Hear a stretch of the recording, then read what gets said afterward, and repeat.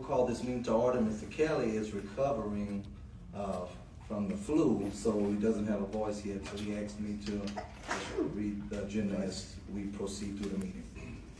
So the first item on our agenda is roll call and invocation.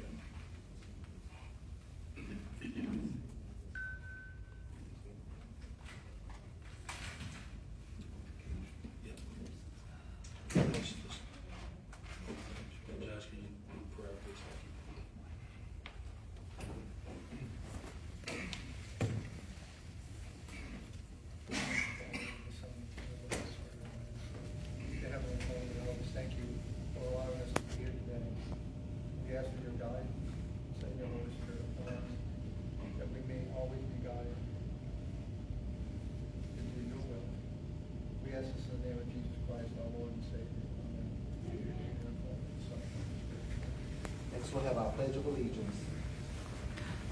I pledge allegiance to the flag of the United States of America and to the republic for which it stands, one nation, under God, indivisible, with liberty and justice for all.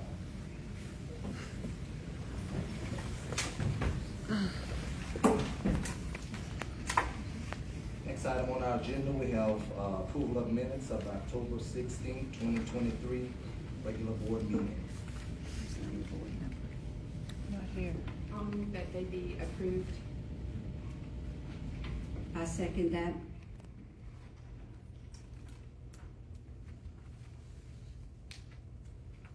Any discussion from the board?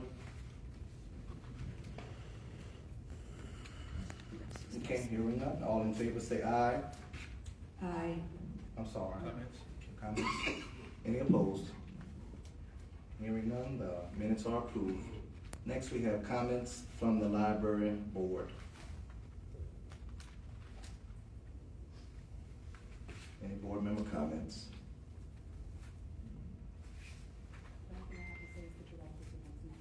Okay. Next, we have our director search committee update. Ms. Armbruster. So after a little restructuring, we're ready to move forward with our director search. I will be chairing that committee, and Dr. Petrie will be serving in an advisory capacity.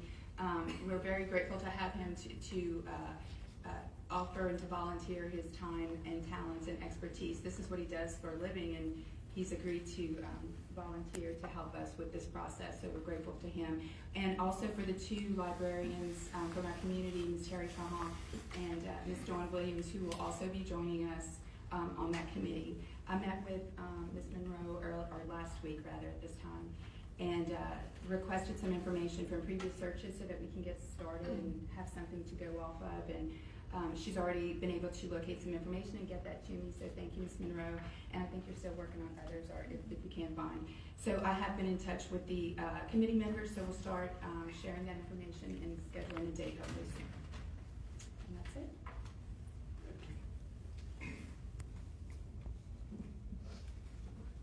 Next, we have the interim director's report and comments.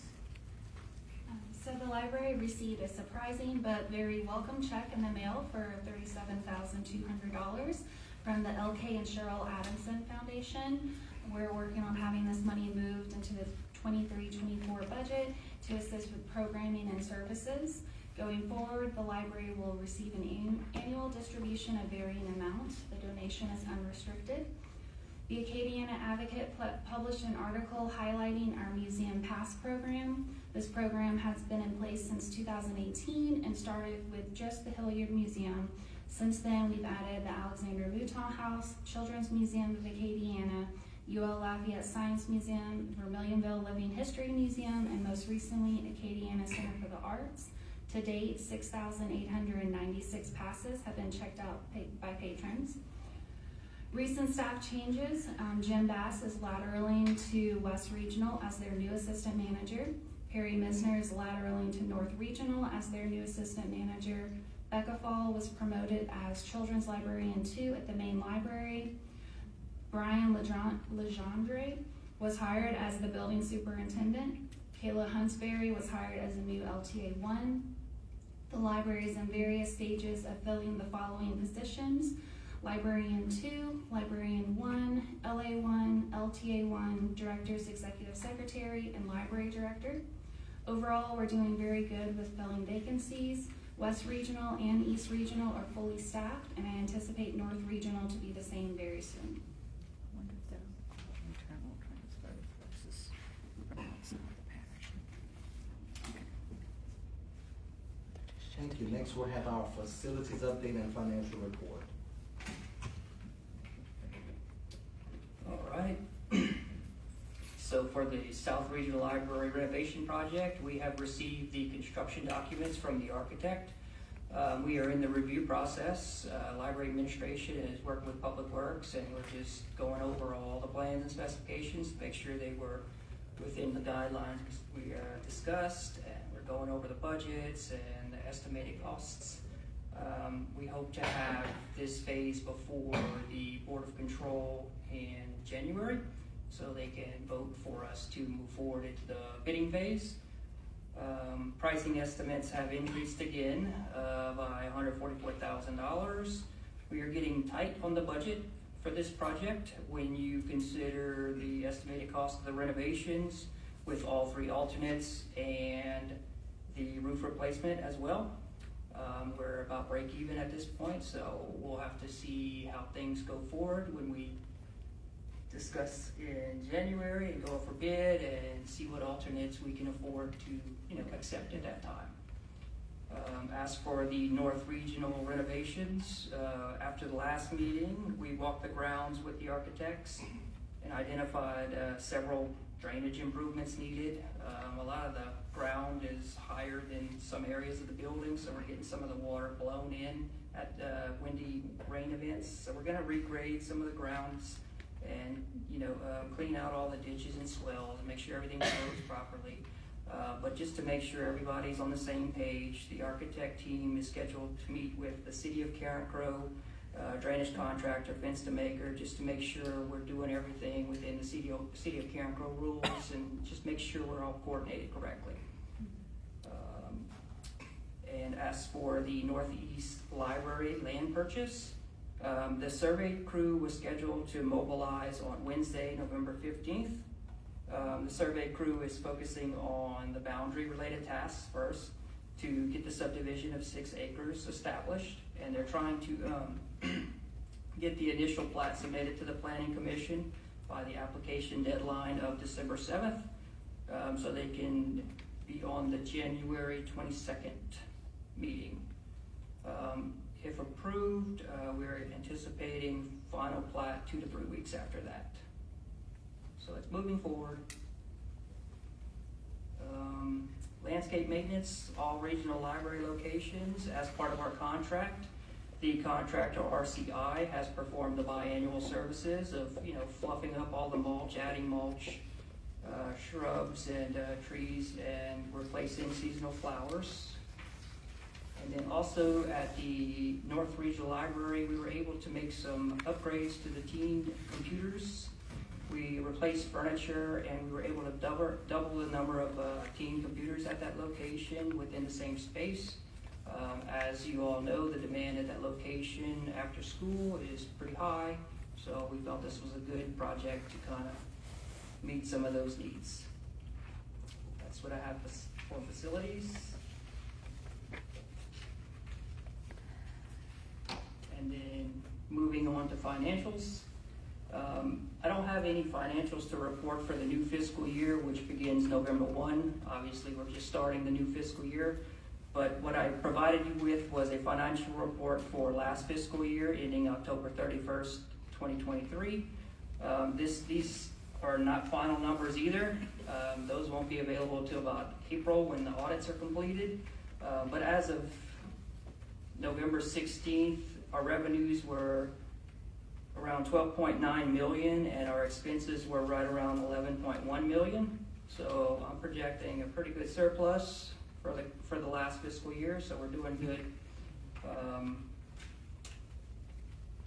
like I said, we're moving transactions between years to make sure they get expense out of the correct year, and there are a lot of entries that LCG accounting department will do throughout the next couple of months. These numbers will change, but it just gives you an idea where we are today. That's what I have.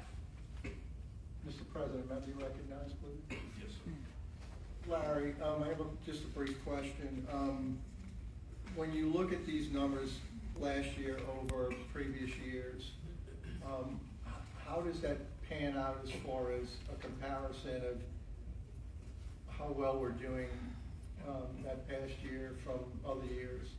Well, there's many variables to consider, obviously. I know, I'm asking for kind of a nutshell. But the year prior, we were about break even. Okay. So this year, the year prior, yeah, we were about break even. And this last fiscal year, we're obviously anticipating a pretty decent surplus. But you have to consider the way the banking industry is, and anyone with a little bit of cash right now is making pretty good interest. So we're making a lot of interest this year, but that may not be stable next year. So there's just many variables to consider, but we're doing good. Okay, I know you said the numbers are gonna change Yes, because there's other things that, yes, and our revenues will change next year because our levy rates were decreased slightly, but we should be fine. Yes. okay, thank you very much.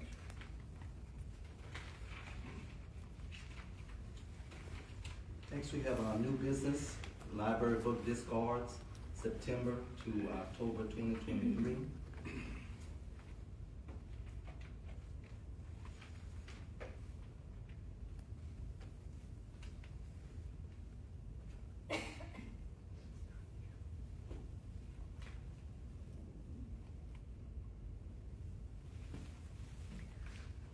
May I be recognized? Ms. Monroe, how many books are we discharging this month? Do you have a number? I would have to pull up an email real quick. Okay, thank you. I think I have that number in front of me. The total count is 3,519. Yes. Mr. President, may I be recognized? Yes, ma'am. Ms. Monroe, I want to say thank you. I know y'all do a lot of work and everything, and I did ask at the last meeting if you could tweak the report to add a few things, and you did do that, so I greatly appreciate that. If y'all do get a chance to tweak it one more time, I will ask if you could create a column that shows if the book was obsolete, damaged, superseded, or whatever the case may be. I'm just curious. That would take a lot of work. That would be 4 different, when we change an item to discard, we check it out to discard. That would be 4 different checkouts, adding 4 different processes, 4 different boxes, like the way things are done, that would add more work. So you don't currently do that? It's just one discord? Yeah, it's just discarded from a branch. Okay, so you don't keep a record of the reason why? Okay. If I may. Yes, ma'am. To that point, Ms. Monroe, so I know that sometimes some of the books are discarded for a lack of use or, for whatever time period. So that means that if we discard a book for lack of use, but someone else requests it, we would still order that book as opposed to maybe using interlibrary loan? It depends. For one request on a book, if we discarded it already, most likely that's because it's older or maybe out of print. So our only option may be to interlibrary loan it.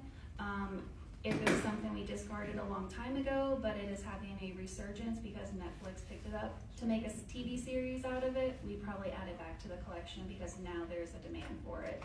Each item is considered its own thing. There's not like a blanket rule applied to everything. We would look at a lot of different things on whether we would interlibrary loan or purchase a copy.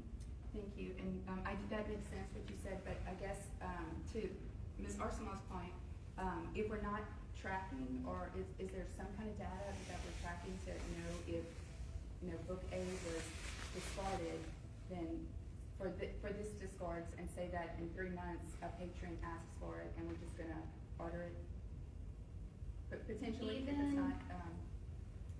Even if we did signify in our software why it was discarded, once it's discarded and removed from the system, it's gone. So it would be difficult to access that information.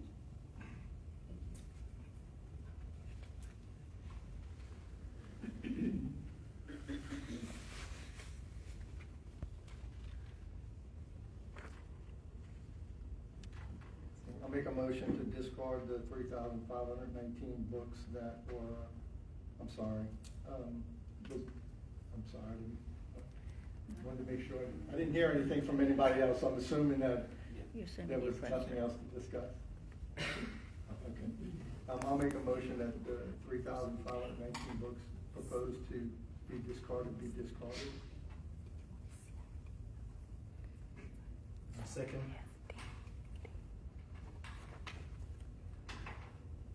All in favor say, I'm sorry. Okay, there are no comments. All in favor say aye. Aye. Any opposed? Ayes have it, and the motion is carried. Next on the agenda is our bylaws amendment. The board will discuss and take action on revisions needed to the bylaws to comply with Act 393.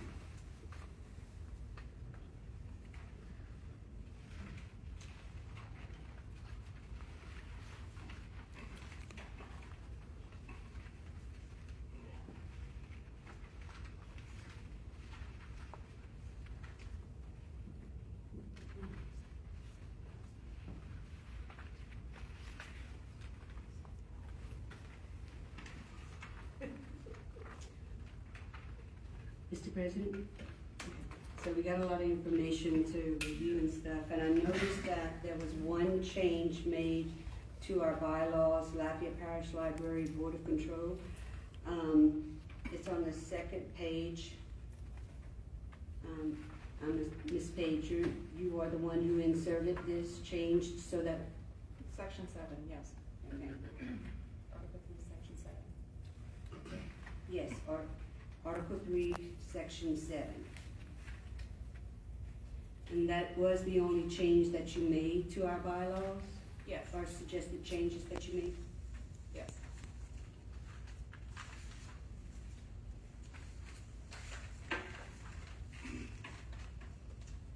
And that change, Section 7, accommodations via electronic means will be provided for people with disabilities on an individual basis in accordance with the open meetings via electronic means policy adopted by the Library Board of Control. Correct. Mr. President? Yes. We also have the open meetings via electronic means policy. Did this exist before, or we're just doing this now because of the act? Correct. It did not exist before.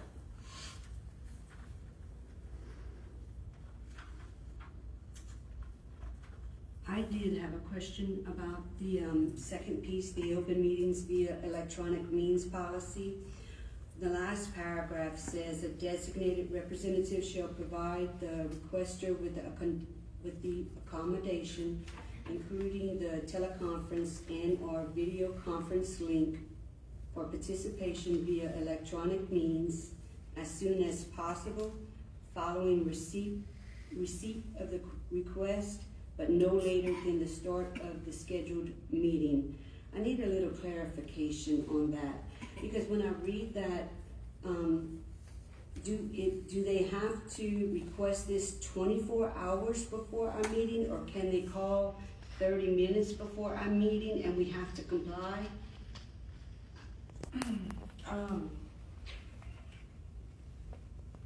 To that point. Because we're only providing a Zoom link per se, we're gonna have to internally work out how this is gonna work.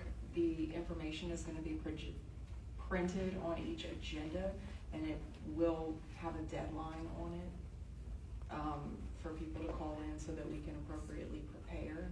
I know that the city and parish councils already do this, so I was gonna reach out to them and see how they're handling it. Basically, this is the bare minimum for the policy. That's certainly something we could insert if you want to, but I did this to give the staff some flexibility in how we accommodate these. Changes? I don't think it's I mean, how long does it, I would need to get with IT and see how long does it take to generate a Zoom link. I mean, it takes my office about 15 minutes, so. Well, Ms. Bate, can we just add like by the designated time somewhere, or? Sure. I'm assuming if someone wants to participate in our meetings, they're gonna know by the Friday before our meeting on Monday. Mm-hmm. So maybe Friday, the Friday before our Monday meeting could be a possible deadline. I mean, and I'm not opposed to anyone calling that day if it's easy for your kids. Yes, ma'am. We often don't post the agenda until 4 or 5 p.m., which would give staff no time to really prepare for it. And if it came in while we're out, like it would just be Monday, I think it would just be better to have a time for them to actually properly review the agenda and then be able to submit maybe by Sunday evening or sometime on Monday. My thoughts are maybe we can have that on the agenda. I think that was said that what deadline it would have to be, the library would have to be consulted by. Right. But you could, I'm sorry. Yes, sir. I don't remember if you. But no later than, time and date posted on the agenda. That's not a definitive time and place, but at the start of the meeting, I mean, literally somebody could call in at 5:55 p.m. and ask to be, as I read this, if that my understanding is correct. Well, That gives the IT, I mean, it would be literally impossible to put a link up at that moment. Because this says, but no later than the start of the scheduled meeting. correct. So that means at, 5:59 even, they could call and say, I want a link. And I don't know how we would even get that message if they called in or sent an email or what to do that. So, Sarah, you suggested sometime Monday,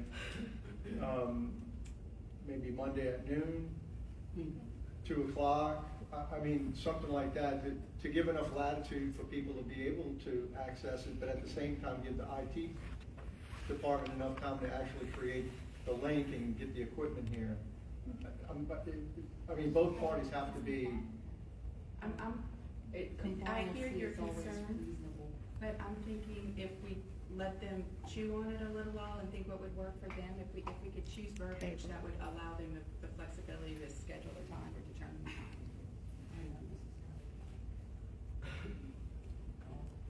So that last Correct. clause, how would you reword that to allow that flexibility? I don't actually think it needs to be. Okay. We just put it on the posted agenda. Larry just made an excellent point. It's not necessarily a Zoom link. It could just be a telephone call.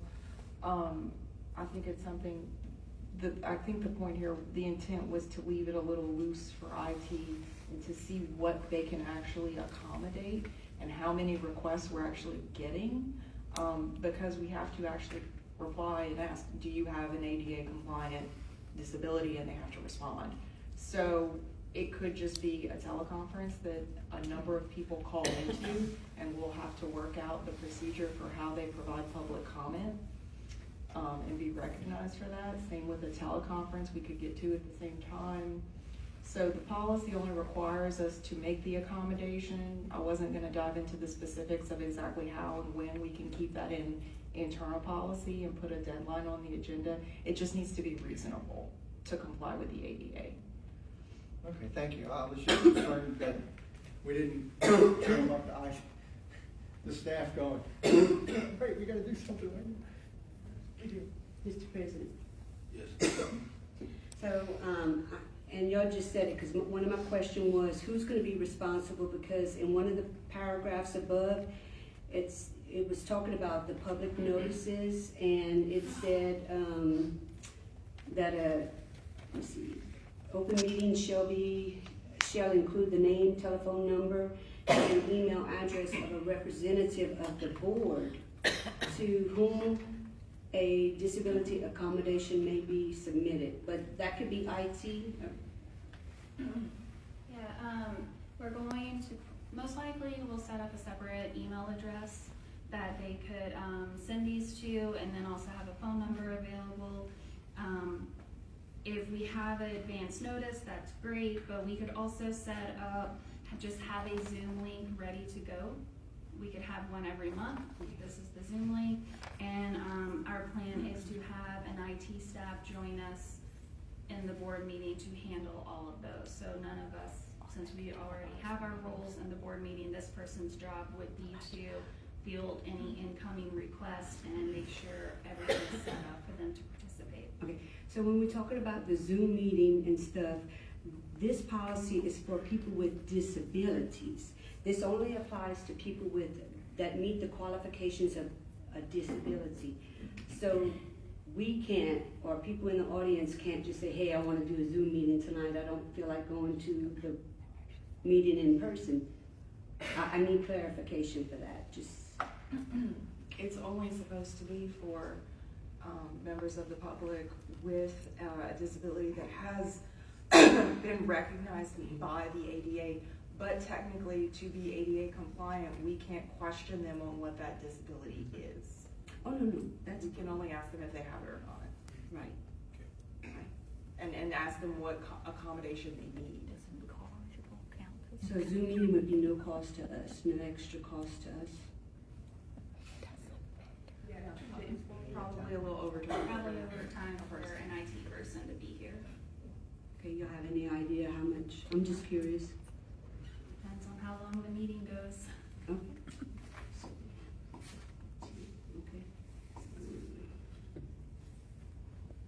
Okay, so people, is it gonna be like a live stream? Because, what's the cutoff date for comments to be submitted to the board? Because if they're gonna participate in the meetings, they will probably have comments. They get the agenda. We plan on having that one person dedicated to fielding the request. So because that's the part where I think they may want to say they want to participate, but they can submit comments during the meeting like anyone, or request a comment like anyone else. So we would have to watch timestamps to make sure that the request to comment was submitted before the agenda item was introduced.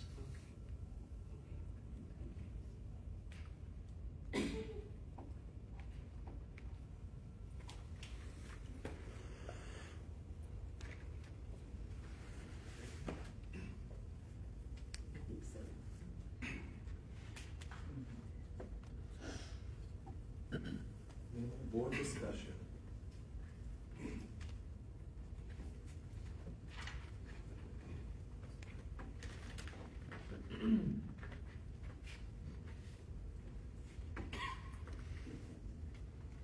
There was one more thing, Mr. President. I did see in there in the policy where it said that if there was any kind of trouble with the Zoom meeting, that the meeting would be stopped until it was fixed. And if it took about an hour, the meeting would be stopped, and after an hour of trying to fix the electronic device, the meeting would be postponed until a later date is determined. So, Where is that? where did I say this in that policy? Let me see. I think that might be on the portion of the act that's for public bodies that can have meetings via electronic policy. We don't qualify for that. Okay, so that won't affect That us. doesn't apply to us, no. Thank you for that clarification.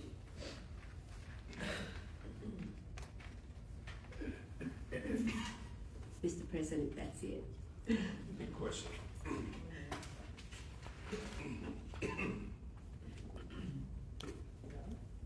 I'll make a motion.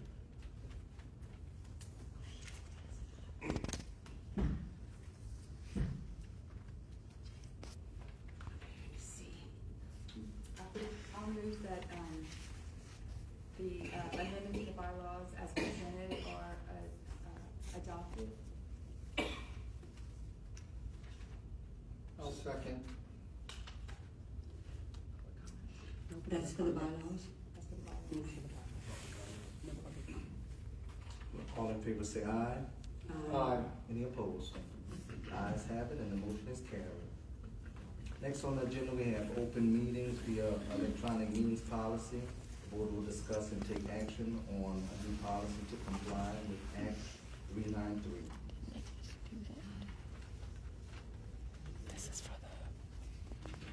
Yeah, and that's that second piece that I was just talking about. I'd like to ask Ms. Sarah, is there anything that you would change with this policy that would flow better for your team? State law. I don't think so. I think Paige wrote it with the flexibility for us to be able to implement it the best way. I mean, hopefully we don't have too many requests, but our IT team and Larry are working, throwing around ideas so that when we do implement it, it runs as smooth as possible. And we could always tweak it if y'all need us to. You could always ask for us to do that. Okay. Well then, I would like to make a motion to accept the open meetings via electronic means policy. Second. Any public comment? Yes. Pablo Mejia.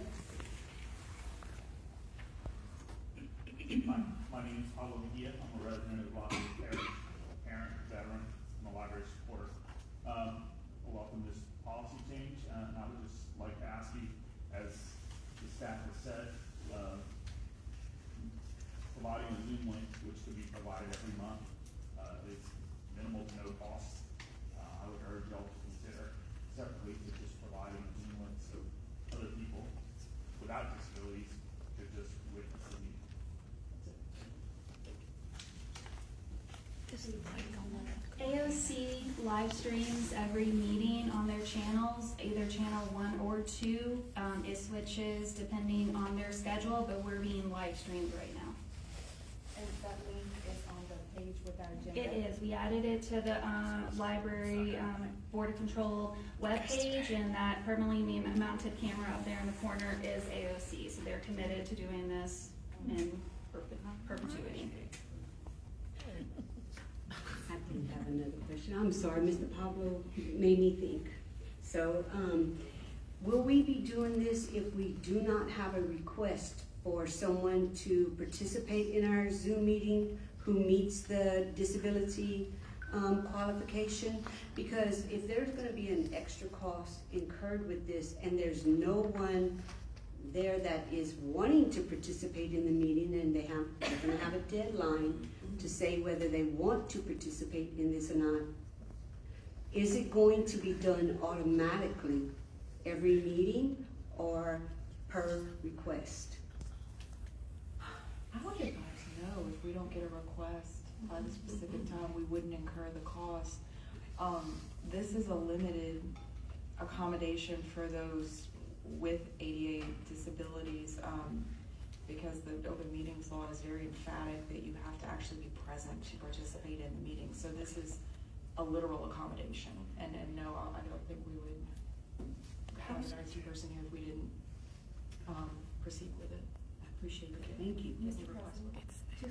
To that point, so consider that when y'all decide on the timing, because I think we would have to make sure that a person is able to accommodate, you know, if we need them to stay late or for them not to have, to know in advance that they don't have to stay.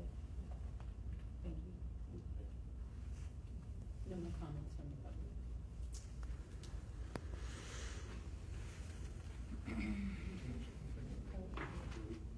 I think so. Yeah, I motioned, Mr. Daniels seconded. Okay, all in favor say aye. Aye. Any opposed? Ayes have it, and the motion is carried. Next item on our agenda is the American Library Association. Board will discuss and take action. Mr. President, may I be recognized, please? Yes, sir. Judge. Oh, here we go. He brought visuals. Oh, he brought packets.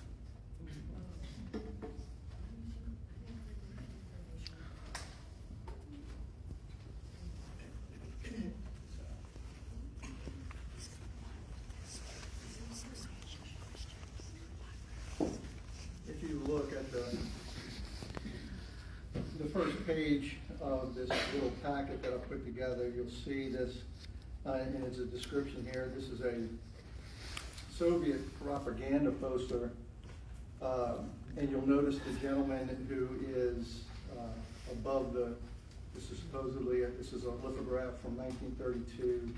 It says, Communist Party showing a worker with a raised fist towering over bank buildings. And I want you to pay attention to this raised fist. You'll see this. On the back side of that page, you also see, and this is all Soviet type, and this applies to fascism as well, which are kind of flip sides of socialism in how they're constructed in the world. And this is typical what you see in communism: the sickle and the hammer, and these raised fists, either right or left. It doesn't really apply. On the next one, you'll see this is a shot that was put out on social media. It says, today in Portland, Oregon, thousands of librarians from around the country gathered for a Public Library Association conference. They got training on queering the library and how to deal with backlash. But what I want you to pay attention to in this, if you look to your left, there's two screenshots, one on the left, one on the right. If you look on the screenshot on the left, you'll notice that raised fist. That's a Marxist communist designation. On the back side of that page, you'll see a picture. This is a woman. Her name is Emily Drabinsky. Emily Drabinsky was elected as the president of the American Library Association, is in fact the president of the American Library Association, and she is a self-described Marxist. And you can notice in this picture she's holding up what looks like some type of banknote of some type with a picture of Karl Marx on it. Let me stop there for a second before we go any further. Marxism, which is sometimes called communism, is not exactly correct. Marxism is an economic social structure theory that was proposed by Karl Marx, and it's really socialism.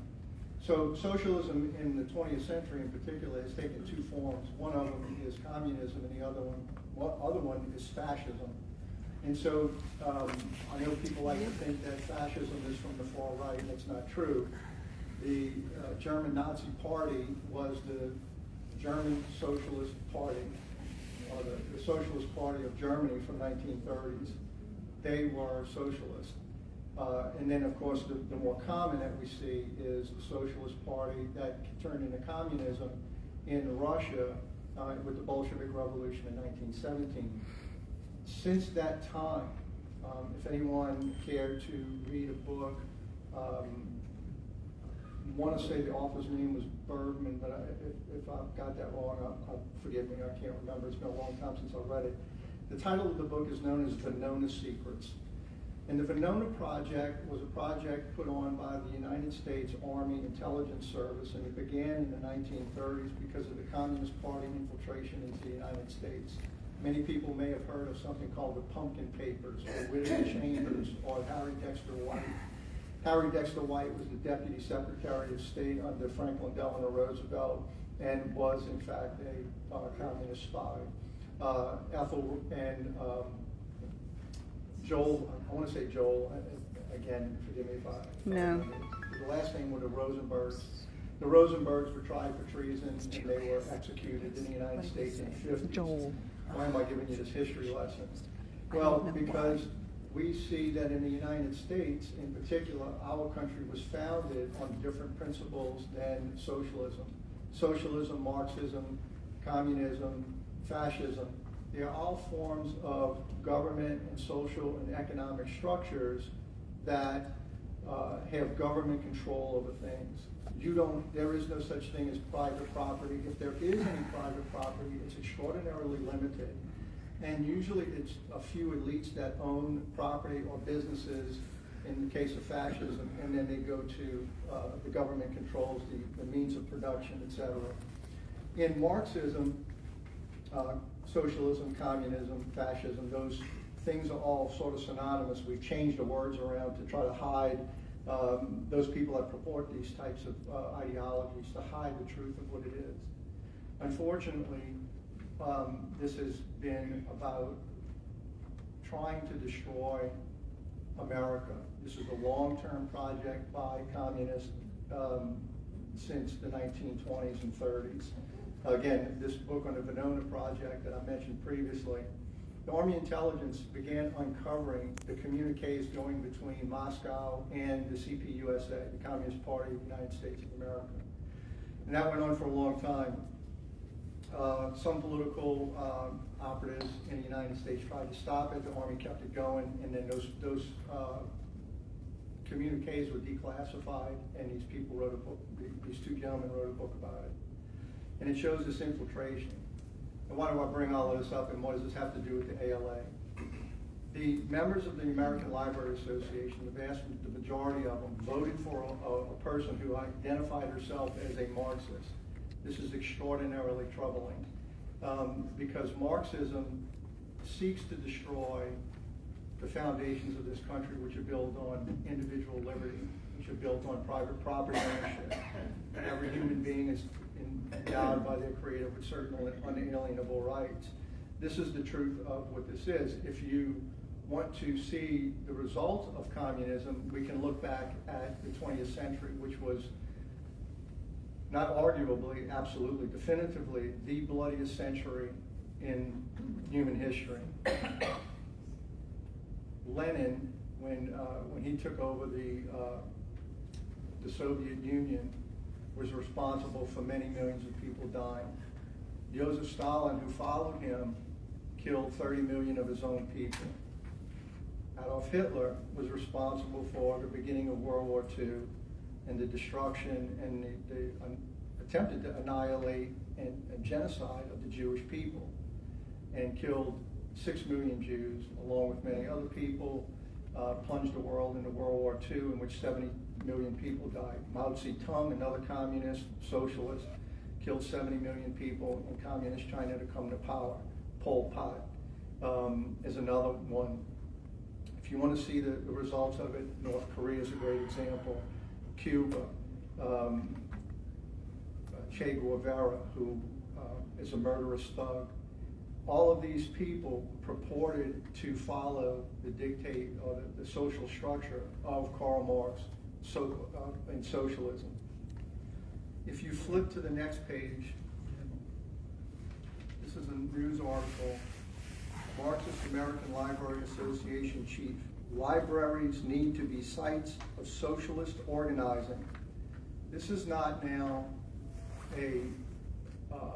someone who has particular political views and understands that those political views don't necessarily govern a library, which should be something that's accessible to all, have all different points of view. This is an actual ideology with an agenda to move that ideology using taxpayer funds through the public library system. There's an article that's associated with this that goes on for the next few pages. We've already seen, so one of the things that's been bandied about is that this board has been on, about banning books. As of this date, no books have been banned. We have moved certain titles out of children's sections because they were age inappropriate. But we would think that those who claim they don't want censorship would not want censorship, but we find quite the opposite is true. And this is an article regarding Brave Books, which is produced by Kirk Cameron. Kirk Cameron has actually run into censorship at least 50 locations of 50 different libraries that will not allow him to come in and read his books or even house his books in libraries because they don't align with the value system of the American Library Association. His books are about kindness and love and joy and peace, those types of things. So anyway, I'm just quoting what they say.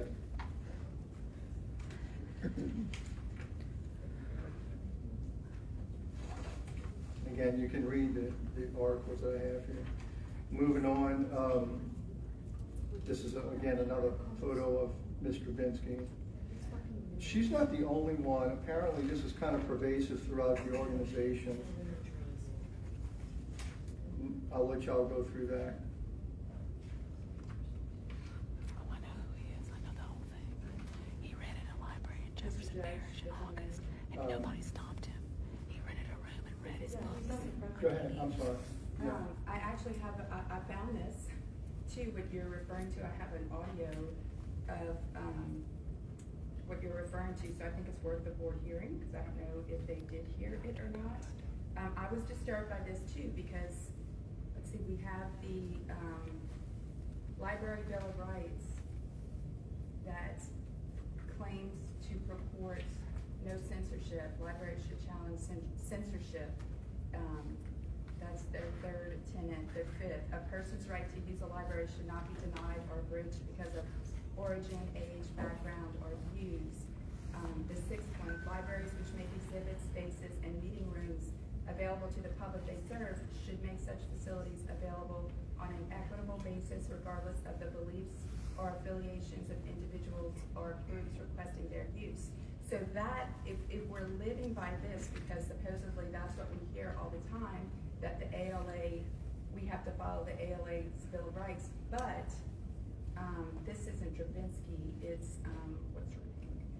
The director of the office of the ALA's Office of Intellectual Freedom, Deborah Caldwell Stone. She's actually advising librarians. She recommends a plan and policy to prevent people with different views from her from using a library, which is in direct violation of their Bill of Rights that they claim to purport for everyone. So let's see if I can get that. So my fellow board members can hear this. Right now, Brian Wilkes and Kirk Cameron are conducting a campaign to take over libraries on August 5th by encouraging individuals to apply to use library meeting rooms for Kirk Cameron story hours.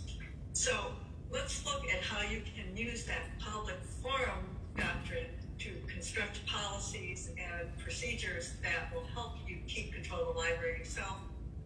First, remember that as I said before, libraries are for receipt of information. That means that the First Amendment does not require the library to even offer meeting room spaces. So this, in regard to the Kirk Cameron thing, you are not obligated to offer public meeting room spaces or invite the public in to use the library.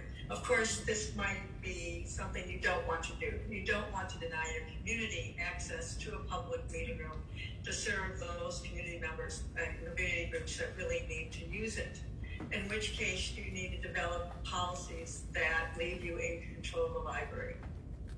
So here are some of the options that allow you to keep control of your library and its meeting rooms for the use of your community and for the use of the library users who might be targeted by a particular event. You can limit access to meeting rooms to persons eligible to hold a library card in your community. You can make a priority for library-sponsored programs. And what if your library decided to offer a whole host of programs in its meeting room on August 5th, making it unavailable for the public? That's another option for you. So I don't know if you caught that, but she basically advised them to go ahead and if you have a policy in place that says library functions supersede private functions, reserved functions, then go ahead and schedule a function that day on their, apparently they had like a nationwide campaign on August 5th. And also I found it interesting that she used the word that she projected on them that they somehow, by holding their own conservative story times, if you will, that they were targeting other individuals, when it sounds like she, of course, is targeting a group of individuals, conservatives, probably even Christians. I know Kirk Cameron is a Christian, preventing them from using the library that they supposedly purport is for everyone and for all. Sorry, I didn't interrupt you. No, it's okay. This kind of follows that same line. This is an article that I pulled off of ALA's website. This is written by Ms. Tess Goldwasser. And it is about, do you work for a library in a small, rural, conservative community? Are you a frontline staff member there with no managerial or administrative authority? That's just kind of the beginnings of it. And then she says, sneakily fit stuff into current programs. So she writes this in this article about sneakily putting stuff into current programs that you have to avoid policies that are put in place by library boards of control and other entities that would thwart a particular agenda that might be being pushed by the ALA. Mr. Judge, do you have a date on that article? Yes, this is June of 2017. Then we have, this is from the ALA's Bill of Rights. This is from January of 2019. This is on the back side. This is some of the last stuff that's in the packet. It says the ALA and censorship. A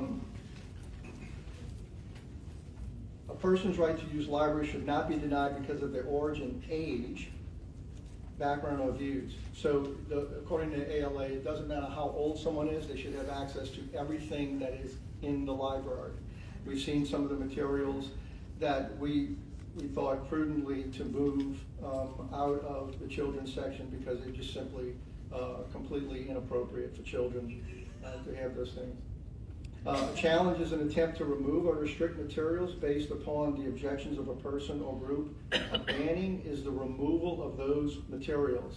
So again, removal of the materials from the library itself is actually, that would be considered a ban. But removing, taking books and putting them to a different section to protect children from some of the material that's we've seen. This is also from ALA's First Amendment and censorship. A few narrow categories of speech not protected by the First Amendment. The categories of unprotected speech include obscenity, child pornography, defamatory speech, false advertising, true threats, and fighting words. It's interesting, this child pornography. There was a book that was put on display called Lawn Boy, and in that book on page 92, there is a description of the normalization of aggravated oral sexual battery of a 10-year-old boy. Now, I want to make sure that I spoke the age of that person very clearly, because we know sometimes those things get misprinted. The child was 10 years of age, and he was the victim of aggravated oral sexual battery, and the book normalized that behavior. I don't think we want children to, I don't think that's appropriate for children to have. Access to library resources, again, I'm reading from ALA's itself. Access to library resources and services for minors. An interpretation of the Library Bill of Rights. The American Library Association supports equal and equitable access to all library resources and services by users of all ages. Library policies and procedures that effectively deny minors equal and equitable access to all library resources and services available to other users is in violation of the American Libraries Association Library Bill of Rights. The American Library Association opposes all attempts to restrict access to library services, materials, and facilities based on the age of the library users. So they advocate for and do not want any type of prudent restrictions on children being able to access particular materials. Article 5 of the Library Bill of Rights states, a person's right to use a library should not be denied or abridged because of origin, age, background, or views. The right to use a library includes free access to and unrestricted use of all the services, materials, and facilities the library has to offer. Every restriction on access to and use of library resources based solely on the chronological age, apparent maturity, educational level, literacy skills, emancipatory or other legal status of users violates Article 5. This includes minors, this is ALA's own words, who do not have a parent or guardian available to sign a library court application or permission slip. Unaccompanied youth experiencing homelessness should be able to obtain a library card regardless of library policies related to chronological age. Libraries and their governing bodies shall ensure that only parents and guardians have the right and the responsibility to determine their children's and only their children's access to library resources. Libraries and library governing bodies should not use rating systems to inhibit a minor's access to materials. Now, there's a federal law regarding obscenity. Federal law prohibits the possession with intent to sell or distribute obscenity, to send, ship, or receive obscenity, to import obscenity, and to transport obscenity across state borders for purposes of distribution. Now, the American Library Association also knows that obscenity is one of those things that's a fuzzy word that gets caught up in courts. So we didn't use that word. We've used the term sexually explicit material and put it in our policy to where sexually explicit material cannot be in the children's section housed at all, and that children cannot, without parental consent, check out any of those materials. The ALA obviously opposes all of those efforts that we would enact and keep. Now, we've seen that in this board in February enacted some policy changes to much chagrin of certain individuals. However, the state of Louisiana, if I'm not mistaken, I think in June, came back and passed pretty much exactly what we did in February. I will say there are probably some policy changes that we're going to have to make to comply with the law in some instances. I'm hoping it's small, just some little tweaks here and there, but generally speaking, it's not much. The First Amendment of the United States of America is also in your packet. And again, I just put that in there so you can have it. Basically, what unfortunately, and this is the sad thing, and if I may, just a personal note, and I was thinking about this. You know, when I was a little boy, I was kind of a nerd, I guess, a bookworm. I love whales. In the library had a lot of books about whales. I had a book, I had an encyclopedia, back then we had encyclopedias because Google didn't exist, right? And there was the World Book Encyclopedia, I had the page with all of the whales on it, was all crumpled because I was always in it. Anyway, my mother would go shopping, and so in the morning, on Saturday morning, she would drop me off at the library. I'd ask her to drop me off at the library, and I'd go to the library. And we had the shelves that, I don't know if you know the roller shelves, you know, they collapse on each other. You know, so you get more space, right? You can put more stuff in it, so they collapse. You got one aisle that's open and everything else is closed because you got to open and close and get the little wheel on the back of the shelf. And it was stacked up to the ceiling. And she'd drop me off, right? And I would be there for hours at a time. And then she would come pick me up in the afternoon and had absolutely zero concern whatsoever that I would come across anything that would damage or otherwise hurt my innocence or damage my intellect because of just what we've seen in February. We saw on the board some extraordinarily graphic. In fact, one of the gentlemen from the public, Mr. John, got up and complained that showed pornography on the board. And then another lady actually called the Lafayette Police Department to have me arrested for disturbing the peace for showing pornography on the board. Now, those images were redacted. They were fuzzed over and black rings were put around them in order to obscure the actual reality of what the images showed. But those images are parts of books that are here in the library that children may and do have access to. And these are the things that the American Library Association wants to sneakily allow for children and for parents to walk around any policies that put into place. And so, in conclusion, I would like, what, you have what? I have some other points. Oh, okay, well, I'll leave it up and then I'll. Hold a second. Yes. Would you please remain from laughing and gestures while they're talking?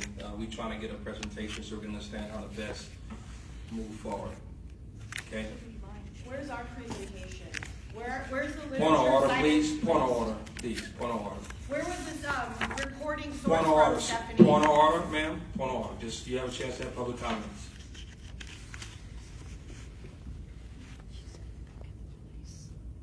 Mr. Judge? I think I'll yield the floor to Ms. Almbruch that had a comment or,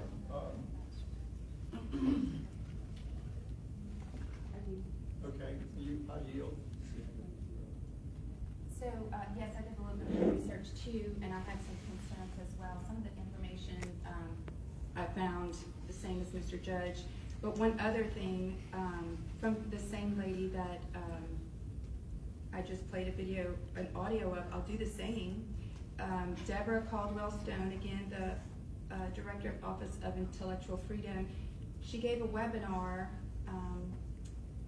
in May 21st of 2020, so I'll go ahead and play that. That thing that needs to happen most, and it needs to happen before these bills are introduced, is sustained messaging that reframes this issue, that takes it away from the idea that these are inappropriate for minors or sexually inappropriate for minors, and promote them as diverse materials and programming that are about inclusion, fairness, and protection of everybody's right to see themselves and their families reflected in the books in the public library. You know, I'll repeat this message. Tom has highlighted it. Sarah Kate has said some of these things too, but everybody belongs, the library belongs to everyone, and everyone is attacked. I apologize, I should have set that up better. Ms. Caldwell Stone was responding to the question about what libraries can do about potential upcoming legislation regarding parental oversight boards. And again, fellow trustees, her comments were sustained messaging that reframes the issue, that takes it away from the idea that these are inappropriate for minors or sexually inappropriate for minors. So what I hear in that is libraries should disguise sexually inappropriate materials for minors as something else to prevent parents from knowing what's actually in the book. I take issue with that. I think most parents would take issue with that.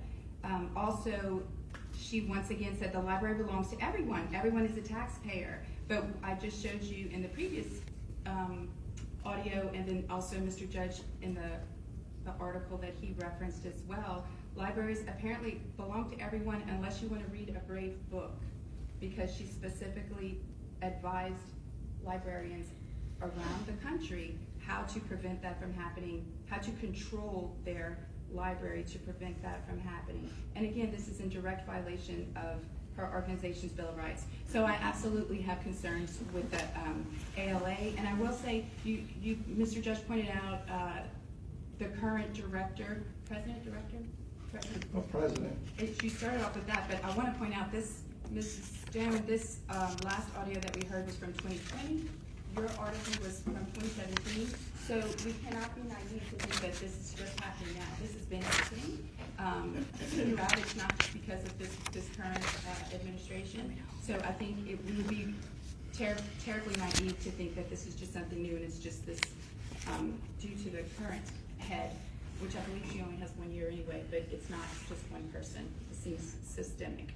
May I have my time? Sure, thank you.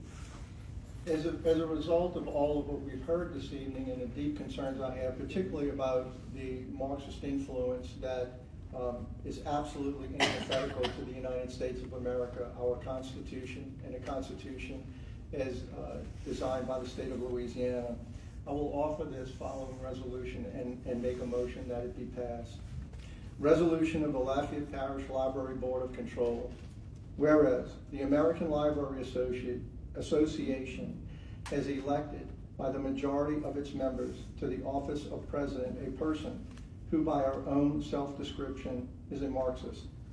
Whereas Marxist is an ideology that is based on the reduction of the human person to an economic functionary and a system of governance characterized by atheistic collectivist economic policy that seeks total government control over all aspects of the economy. Whereas Marxism is antithetical to the American form of governance based on the will of the people and individual freedom and private ownership of property, quote, with certain unalienable rights endowed by their creator, close quote. The American Library Association is antagonistic toward family life and the rights of parents to rear and educate their own children in the manner according to their beliefs and morals. This being the case, the Lafayette Parish Library System renounces and repudiates the ALA, therefore cannot be associated with the American Library Association in any way. Be it therefore resolved that the Lafayette Parish Library System will no longer have any association with the American Library Association and will include the inclusive but not exclusive following prohibitions. No employee of the Lafayette Parish Library System will be required to have any membership in the American Library Association. Rather, it is to be discouraged. No monies will be appropriated, allocated, reimbursed, or otherwise, and in any way be expended to or with the American Library Association. No employee will be reimbursed or receive any remuneration for attendance at or continuing education, conference sponsored or conducted with or by the American Library Association. This resolution is binding on any and all employees and members of the Lafayette Parish Library Board of Control. Mr. And President? I'll move that this resolution be passed by the Library Board of Control. I'll second. Can we, We have I'd a like to motion suggest a and a second. 5-minute recess so I can speak with you.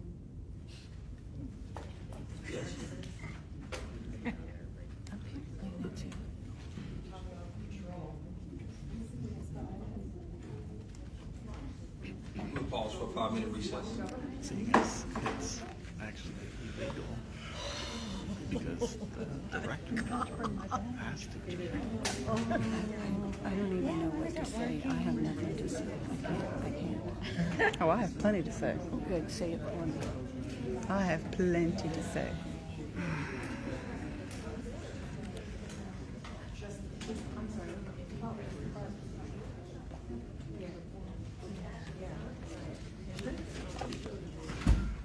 Keep getting serious. Yeah, her term runs through June, I think.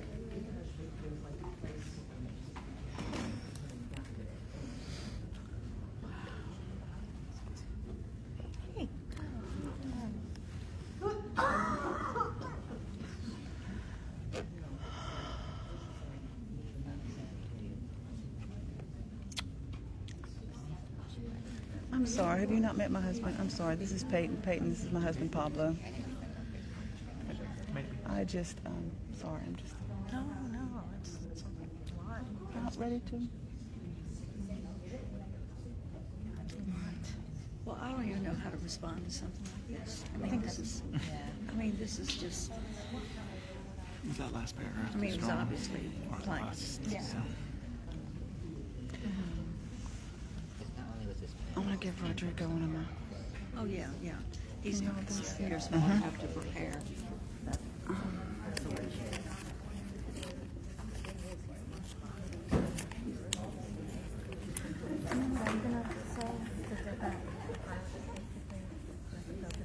I don't want to get cause problems for you. Oh, did you get one to clear?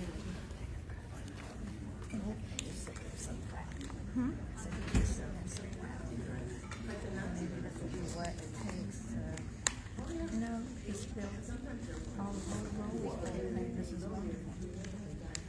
You know, and they've got the votes to do whatever they want to do.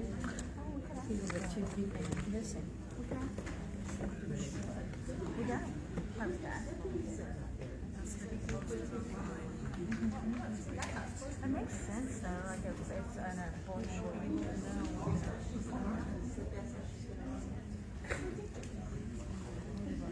So I'm really not clear. Are you Are looking we for? recording tonight or not recording? Is it, I know we're setting up. We're recording. But is it actually being recorded? We are recording and being recorded. Okay. I just wanted to be clear. I mean, I knew we were set up for it. But I didn't know. You're being recorded right now, Mary. But it's been very spotty as to whether or not it's been done. Something must have, Parish Councilman Brian Tabor came one month, several, I don't know, I guess about a year ago, and he was like, yeah, put a camera in. And then all of a sudden it happened. But it was very spotty as to whether Have you or not ever it was- watched it? Have you ever seen it? No. I The just one checked time it. that I tried to check it, it was not It wasn't there. happening. Oh. So, What's the name of the channel? I think it's Nicole Wilson. I recognize it because I couldn't put a name with.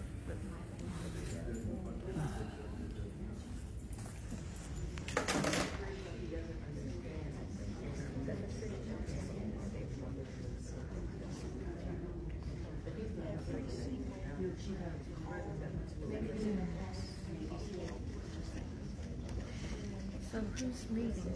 I'm trying to understand. With what? Sarah. Coaching County, Daniel Kelly, and who else? Yeah, I didn't see him come. He stayed out. Judge, he didn't go in there. He didn't. No, he was standing right there. He just walked out to the bathroom, I think. But he hasn't gone in there. This wasn't on the agenda.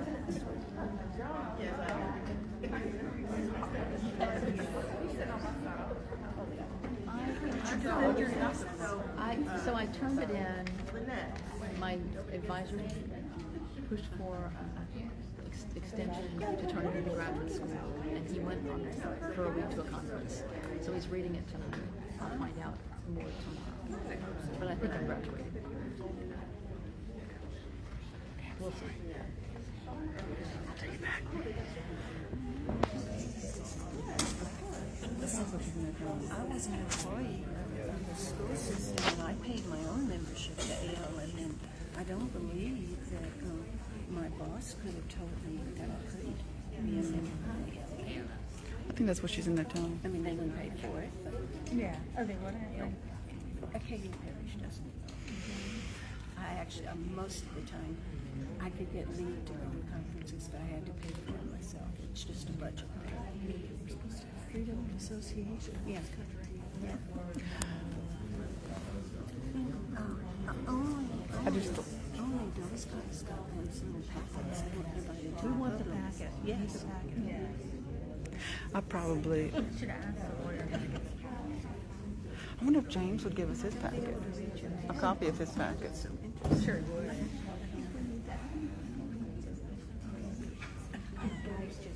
We need to hear their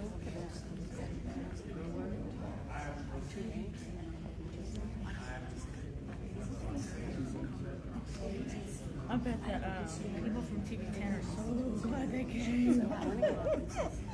When did they start filming? Was it in time for Marxism workshop?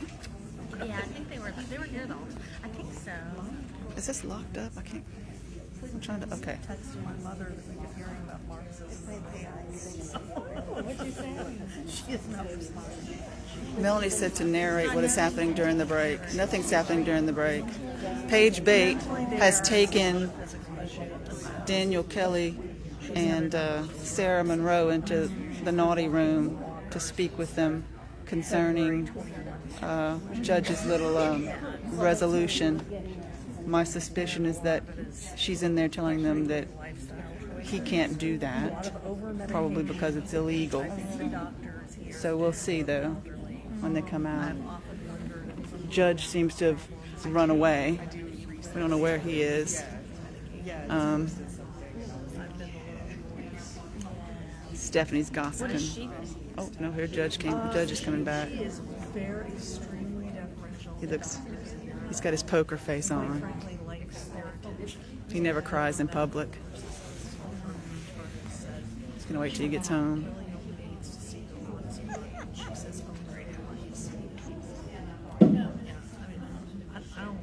He's flaring his nostrils though, so he's probably really mad inside. Uh-oh. Kylan says the string is messed up. Shoot. Let's see. Okay, are we better? Tomatoes and sun-dried tomatoes and all the rest of it. She is, despite not being Cajun, she is not to this point in life where she. Okay, it's I can't like zoom. They say it's frozen. Okay, we're consulting tech support. Give me a second. There's a way to get rid of the comments. Oh wait, okay. Okay, here we go. Okay, yay. All right, sorry about that, guys. Oh, we're in a real consultation now. What we got going on down there? What? We're in a real consultation. Judge is down on the floor with Ella. And this recipe actually, I don't know what they got going on over there. They said that would take away the gamey. Okay. I was gonna get some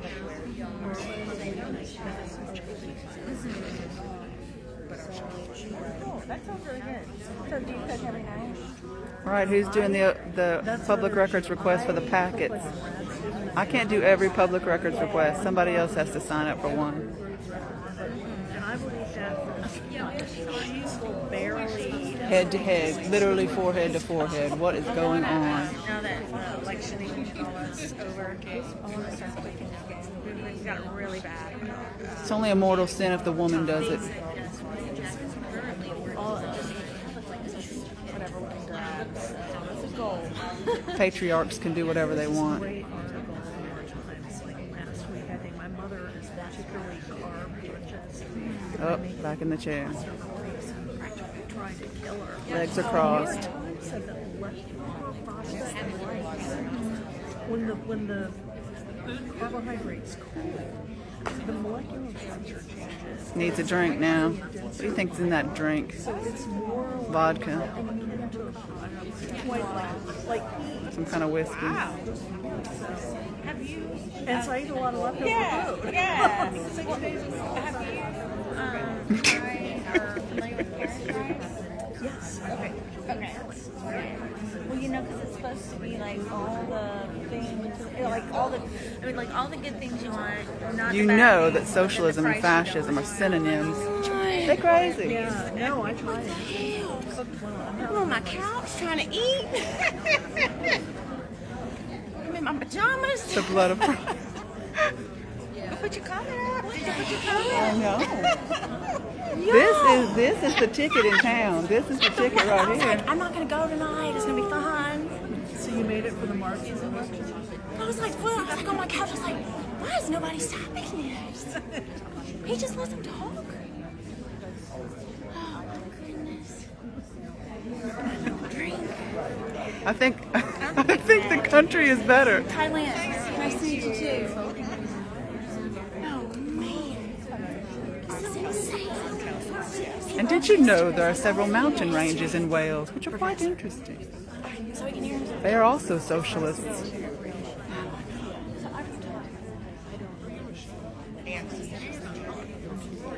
And look what happened to them.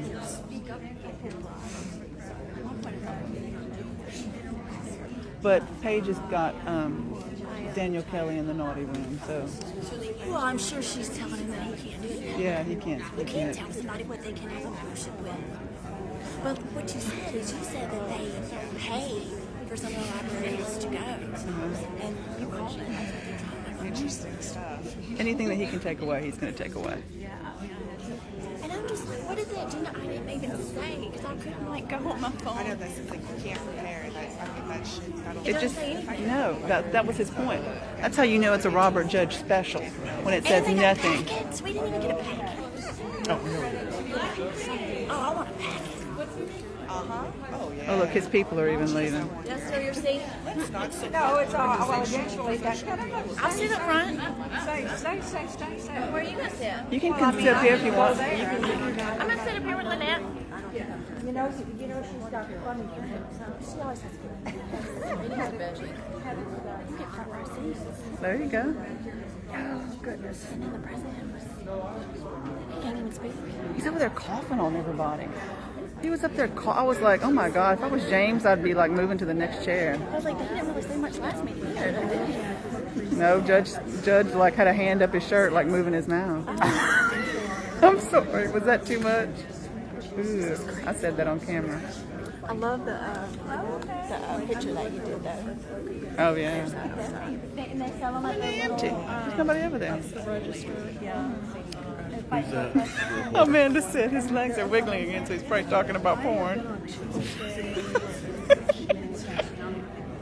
I think the reporter's gonna be great out. Rodrika knows when I call her, there's probably going to be something good. I'm narrating. I'm giving funny commentary. Well, you know, funny for me anyway. I'm saying really mean things about Robert Judge. Naughty. What did y'all decide to do About the replacement program for to replace the reading? the Lafayette Reach. Yeah. We are just following, we had a meeting with Sarah, and she kind of ironed out some details for us. We're just going to follow their lead. They have a committee that they are putting together. That's right, it has been more than 5 minutes. Come on now, what are we doing? I don't have any info yet. I'm assuming after the holidays. You're in your compounding stage. We'll meet in January again, and we're just kind of, we told Sarah, of course, we're going to,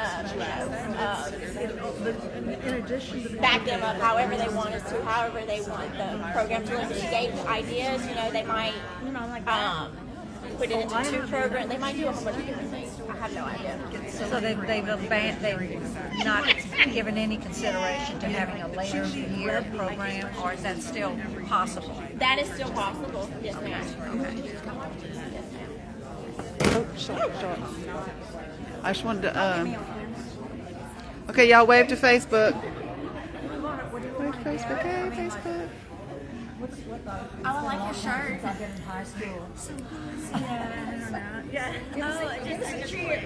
Okay, so yeah, still way more of us. What?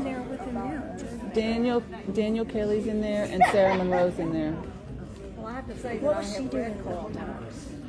Her and Larry were just looking down. They were just looking at I'm like, somebody stand up. Somebody say something. Was it just us laughing? Oh, here we go.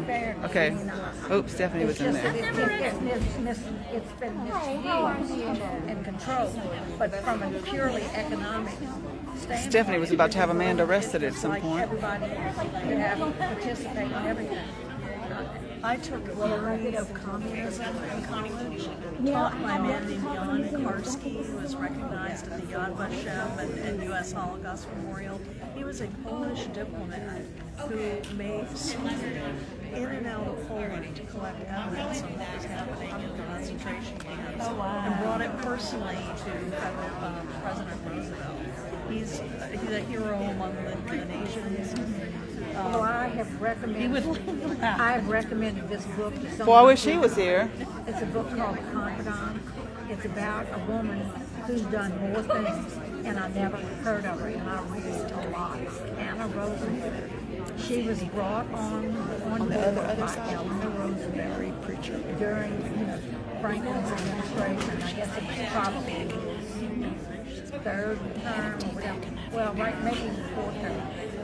But Eleanor saw her in her activist role for women's suffrage and in her work with the she didn't have a, she was not on college or anything, but she became. All right, let's see what happened. That's not fenced. Oh, it's hard for me to like focus in on people's faces and stuff with my stick. The Children's Program, Anna Rosenberg. I think Sarah looks a No, little he was talking shell-shocked. about. I thought my horse did. The couple, was it Ginsburg? Anybody who's an actual librarian.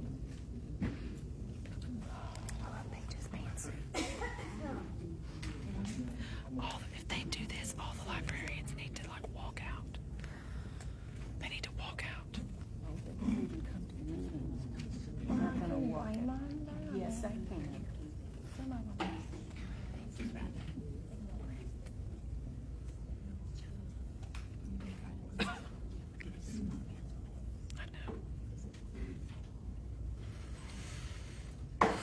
Call the meeting back to order.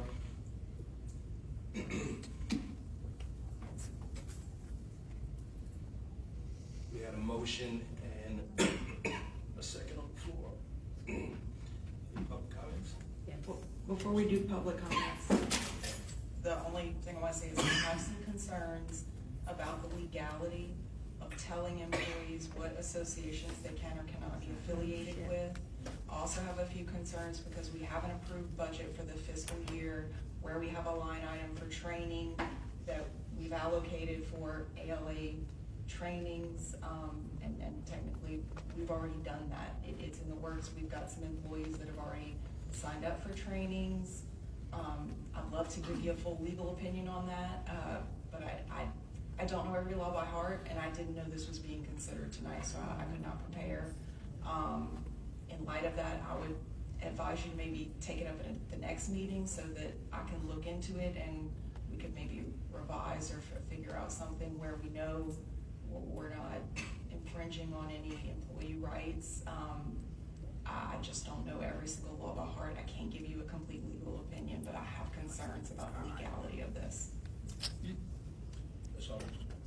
Mr. Judge, was your intention to dictate to an individual that they can't join a membership of their own? Or was your intention for this to be just no taxpayer funds expended to ALA membership? That's correct. No taxpayer funds to be going to it, and if you. Point of order, please. I've been asking y'all, man. I'm getting tired of asking y'all.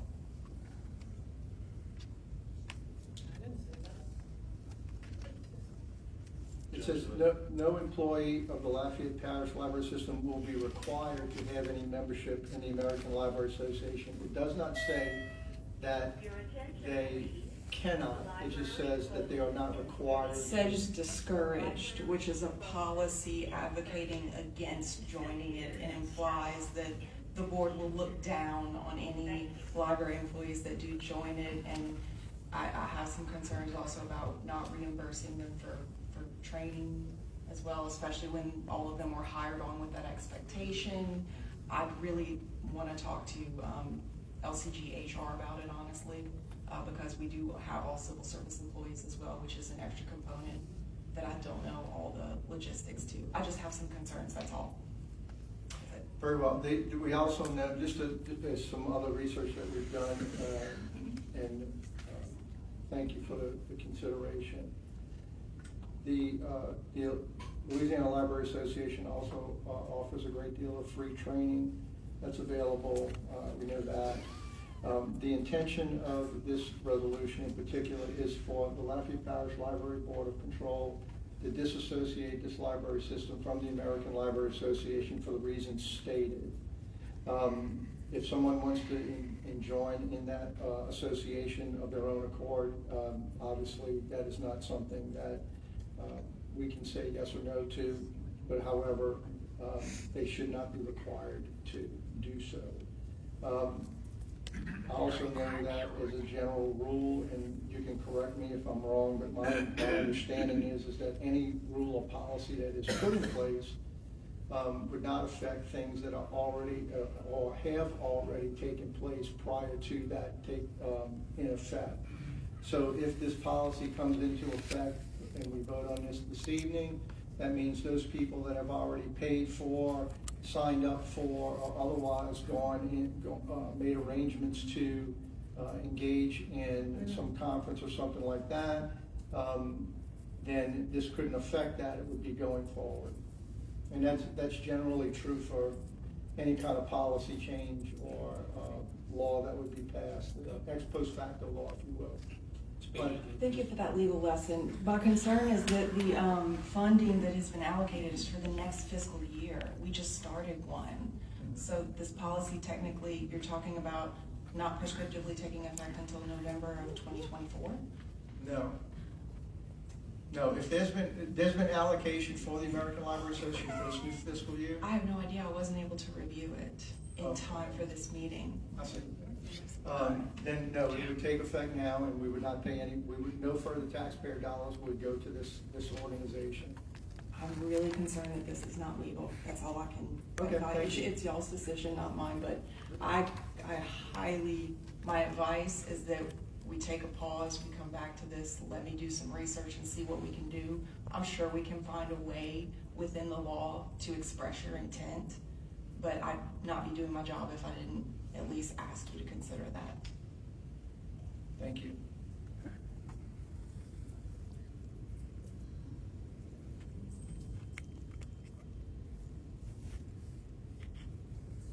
Any more discussion? I have a question, Mr. President. Ms. Monroe, because I have never, of course, been to any of these conferences, so I would not know. But I just want, if you have been, can you just maybe enlighten myself on the knowledge you have received from them? Yes, I attended ALA in 2017, 2019, their umbrella association for the library services for children in 2018, I believe. The information you receive is invaluable. Half of the, I'm not gonna say half, a lot of the services and ideas and programs we take back have been implemented. And you wonder when in 2014 and came back in the next year with a makerspace. And look at how that has grown. I'm not saying that what they're talking about, that there aren't those people in those associations, but that has not been my experience. When I go get skills and learn from experts in the field on early literacy. I get creative ideas for new programs. As I've switched to management and administration, I've went to sessions on leadership and onboarding and interviewing and strategic planning. It has all been beneficial and things I've been able to take back and implement directly into my work, into the library that benefits the staff and the community. I'm not saying that they're wrong, that there aren't people that have those agendas, but when you look at the conference and the schedule, you can pick like what you go to, and that has not been my experience of what I've attended. You also have a chance to network and talk to other people in your profession and learn from them and share struggles and how do you get your parents who just talk in the corner at the back of story time to stop talking. It's a great opportunity just to talk to people in your field. And it's a perk to being a librarian. It is hard these days to be a librarian. So it is a perk to be able to go to these national conferences and sometimes meet your favorite author. I got to meet R.L. Stein and have a book signed by him. Cool. It is a perk, it is a benefit, it directly impacts our work. ALA, they are almost all professional development and organizations for public librarians. There are very few other groups or sections that have the conferences and webinars and trainings that they do on that level. So if you cut off ALA, you were cutting off our staff's access to almost any professional development and training, because almost everything goes back to ALA. And it is not everything that has been talked about tonight. So, and another part of these conferences is these huge exhibit halls where we get to see technology and furniture and things in action. And we get to talk to the people that are selling them, and we don't have to just look on a website and decide, would this be good for our library? We get to see it in person and actually talk to someone there. It is beneficial. It has been some of my favorite times getting to go to these conferences. It is something that we, like Paige said, whenever we hire on librarians, This is kind of something that they expect. We say we pay for professional development. Cutting this off and making a blanket statement that we will not be associated with ALA cuts off all, and not just associated, but that you discourage our staff, cuts us off from almost all access for any type of professional organization. And I think I'm not going to speak for everyone, but over the past few years, we have lost a lot of staff, a lot of system knowledge. I don't know all of their reasons for leaving, but if you do this, you're gonna see more staff leave. This is something you were saying about the staff here. You were saying something about the profession of being a librarian by making this statement. You will not be able to keep librarians here. You will not be able to attract librarians here. Thank you. I just wanted to know from someone who's been there, because I don't want to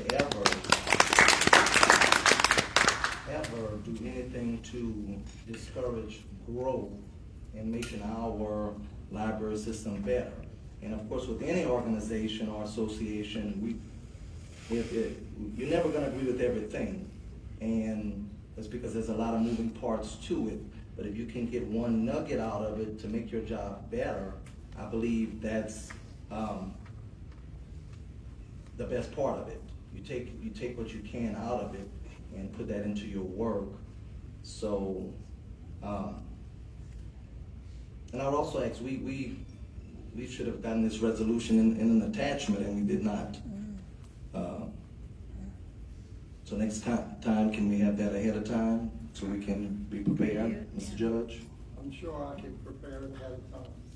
And then also, it would have been great if our legal staff would have gotten it as well, because we don't want to be in compliance with law. So, thank you. Yes, sir. I'd like to call a 10-minute recess to talk with my colleagues, please, if that's possible.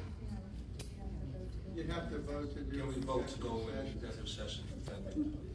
A lot of things We can't go into executive session without proper noticing. I'm sorry, you can take a recess and take less than a quorum, do it in separate groups. But no, we can't go into executive session without prior notice, or for one of the accepted reasons in the statute. Well, I'd like to. Yeah, I had a question. So if we break ties with ALA, what are our options? Surely they can't be the only organization to provide professional development to librarians. On that level and national conferences, yes. We have a state library association. It's fine. It's not amazing. You don't get the same exhibits and vendors and author visits. You don't get to, it's also still insular because it's all people from Louisiana. You do benefit from talking to people from across the country. So no, at the level that the ALA offers, and you have the annual ALA conference, you have the biannual PALA, which is Public Library Association conference, you have every other year children's specific conference, and then the every other year specific teen conference.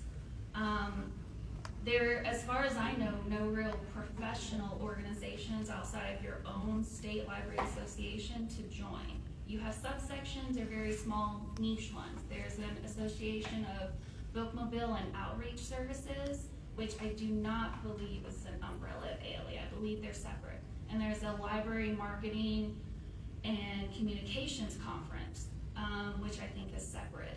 But almost everything else goes back to ALA.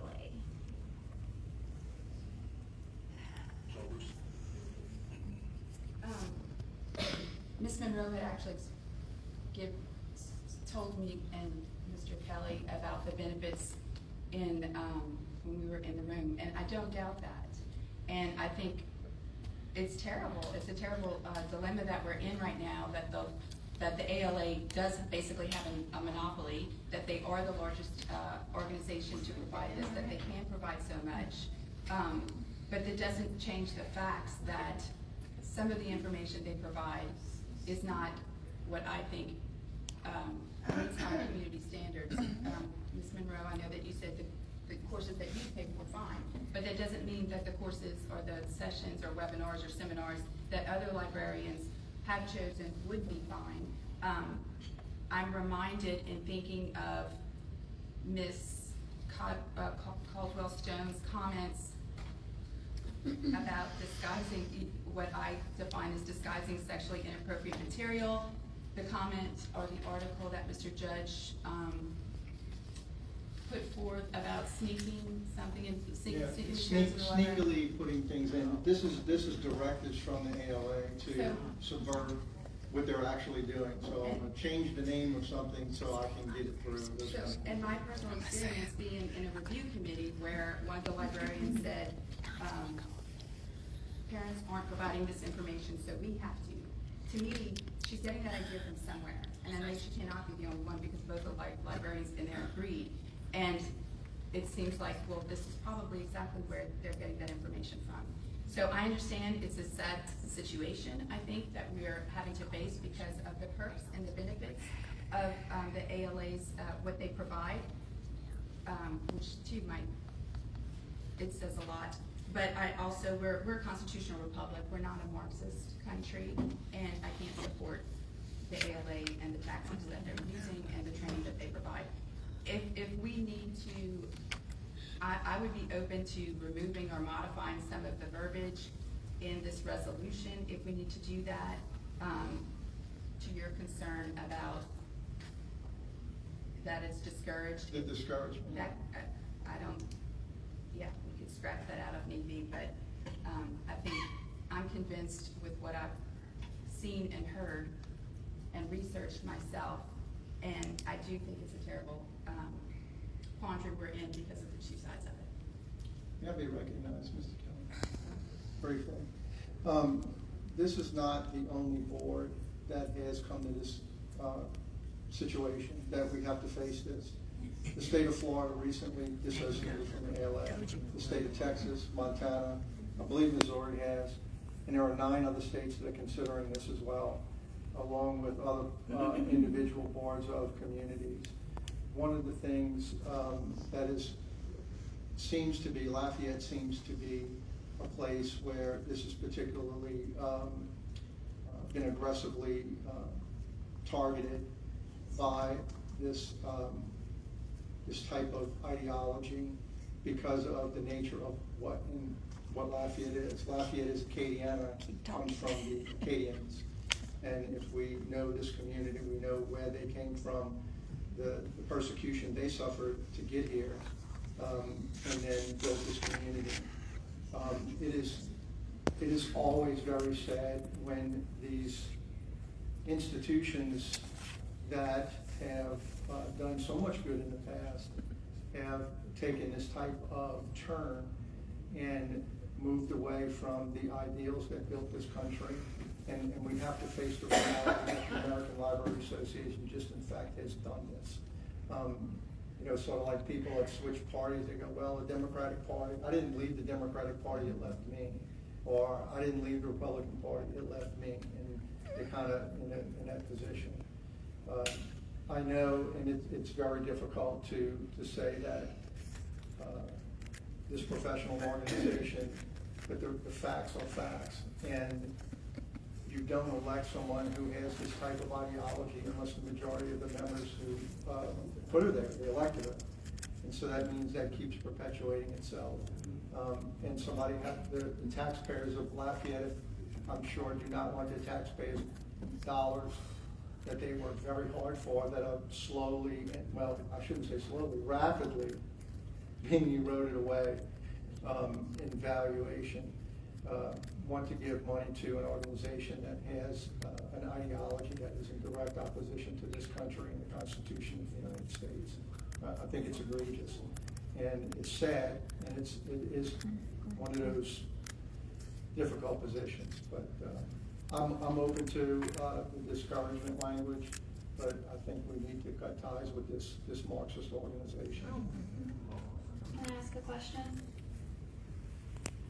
More. How do I advertise and post for librarian positions that require an ALA accredited MLIS? Well, it doesn't do anything with the MLIS degree. It doesn't say anything about that. But it's an ALA accredited institution. They have the degree. The library closes in 15 minutes. Thank you. What was your question again, please? If we are disaffiliating with ALA, then how do I explain that I can only hire librarians with an ALA accredited degree? You can only hire librarians with an ALA. Yes.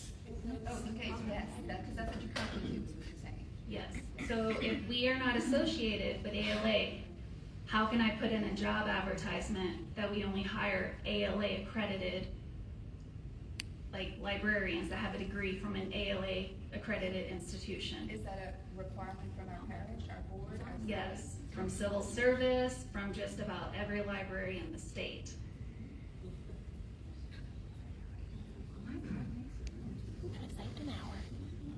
Comment.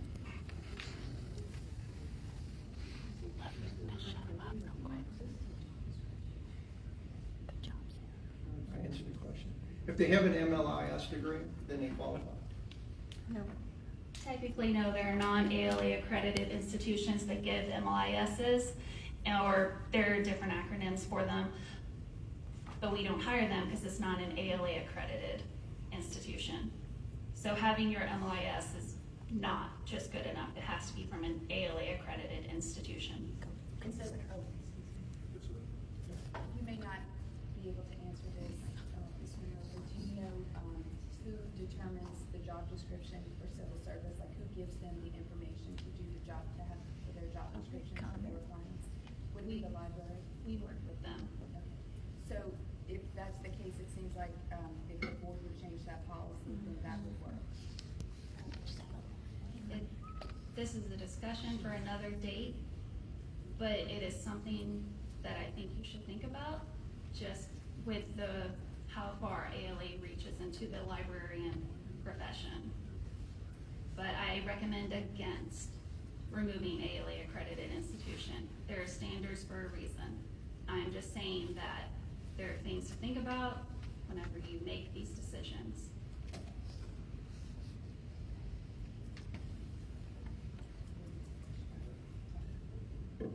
Ready for public comments?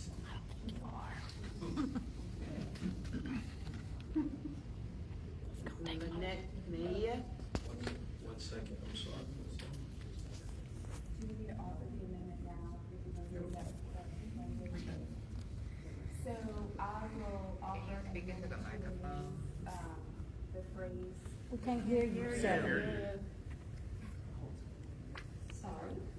Can't hear you. I offer an amendment to remove the phrase from the resolution, to remove rather it is to be discouraged from this resolution. I'll second that.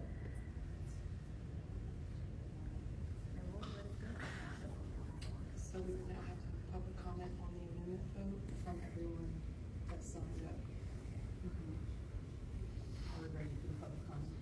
And the public comment is strictly on whether or not to accept or essentially for or yes, the amendment itself, correct? Yes.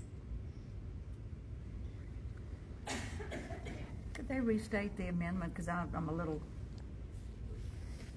can they restate the amendment, please? Yes, ma'am. I'll be happy to do that. So it would be to remove the phrase, I'll read the whole phrase, the sentence, and then what would be removed. So it reads right now, no employee of the Lafayette Parish Library System will be required to have any membership in the American Library Association. Rather, it is to be discouraged. So this amendment would be to remove the language, rather it is to be discouraged. So it would just read, no employee of the Lafayette Parish Library System will be required to have any membership in the American Library Association. Does that help? twice. She's good. Okay, Lynette Mejia. Is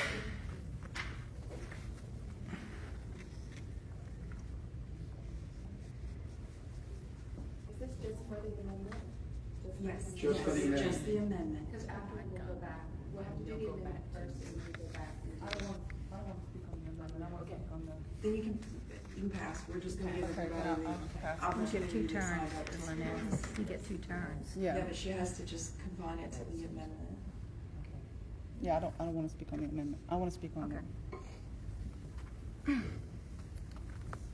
Okay, well, the thing is, y'all added the amendment, they signed up to speak. Right, you just give them the opportunity, and if they wanna pass, they can. Okay, all right, Pablo Mejia, I'll pass.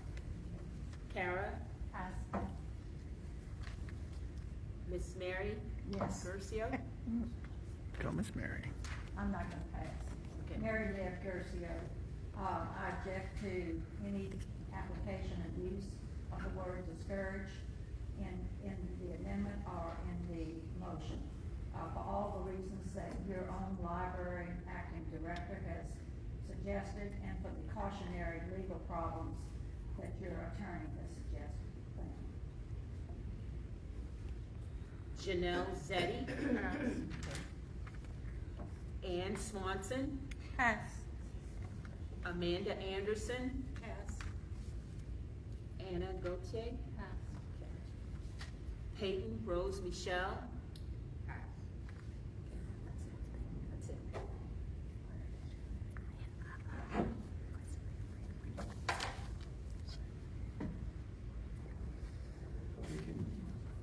I'll call for a question to vote on the amendment.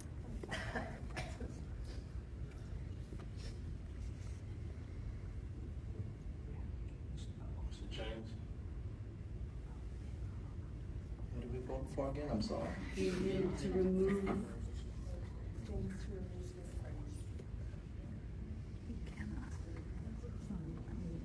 He does not know how to make a No. Yes. Yes. Yes. Yes.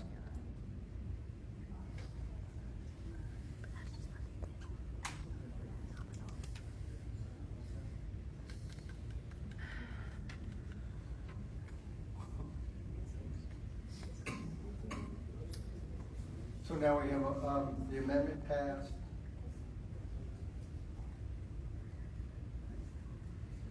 Any public comments to that? Not to the amendment, you just had.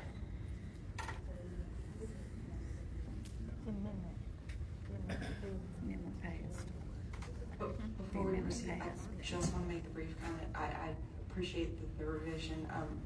It didn't dispel all the legal concerns I have, so I'll still request that we work on the verbiage to achieve your goals and make sure we do it in a way that's legally compliant.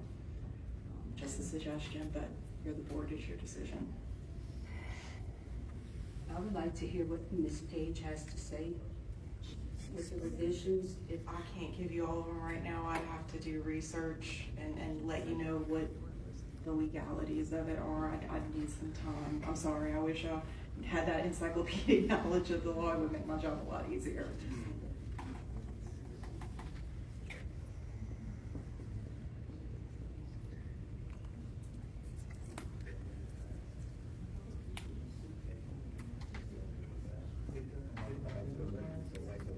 The amendment passed. Another public comment on the, see, they don't know what they're doing. Shall we back to public comments, amendment passed? If you want to vote on the resolution as amended, we can call for that, make a motion, have a second, then we'd have the public comments on that.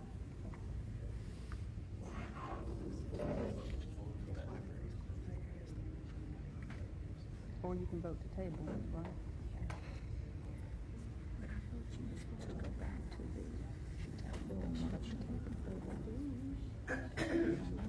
I don't think they know. Okay. What's your question? I'm sorry. Are we waiting on public comments since we already had a vote to move? So on the table, I need somebody to make a motion to adopt the resolution as amended. I make a motion to adopt the resolution as amended. I'll second that.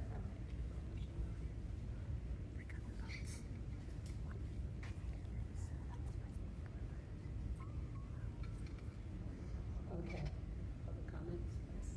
Okay, Lynette Mejia.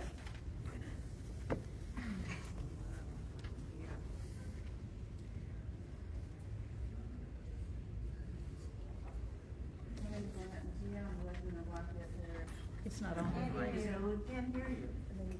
Is it on now? Can I have my time back, please? Yes. Thank you. Thank you. My name is Lynette Mejia. I'm a resident of Lafayette Parish. It's not fair that we are not given information on the agenda item. We have no time to prepare any argument against items like this. Just so you know, just trying to take notes as Mr. Judge was speaking, Kirk Cameron regularly advocates for censorship in public libraries and book bans in American libraries. Kirk Cameron spoke in August at a library in Jefferson Parish, Louisiana. He did, and he was not censored or restricted in any way on August 5th in Jefferson Parish. You can call them and ask. He was not censored. Those quotes from Deborah Caldwell Stone are taken out of context. You can't make a judgment about an entire webinar based on 10 seconds of a quote. She's an attorney. She would not give people illegal advice. The LLA is an affiliate. The Louisiana Library Association is an affiliate of the ALA. So if you vote to disassociate from the ALA, the LLA is closed off to our librarians. So that's not going to be an option anymore. So you've closed them off to all of those things. And I have that directly from the executive board of the LLA tonight. I was texting with them. So I know that for a fact. So I'm begging you to please table this. Give us an opportunity to give you our side, to give you more information. The ALA, despite what some people may think, offers a huge amount of benefits to our librarians. They're in tears over this. This gives them tons of professional development opportunities. This is, you're going to be taking away a gigantic opportunity for them. You can see in the letter that I sent you some of the talking points that we have. They give grants to Louisiana libraries and librarians. They, come to Louisiana for their conferences and spend thousands and thousands of dollars here in tourist dollars. But mostly it's the benefits that they offer to our librarians and our libraries. You cannot throw the baby out with the bathwater. So please, I ask that you table this item and give us an opportunity to address some of your concerns. Thank you. Pablo Mejia.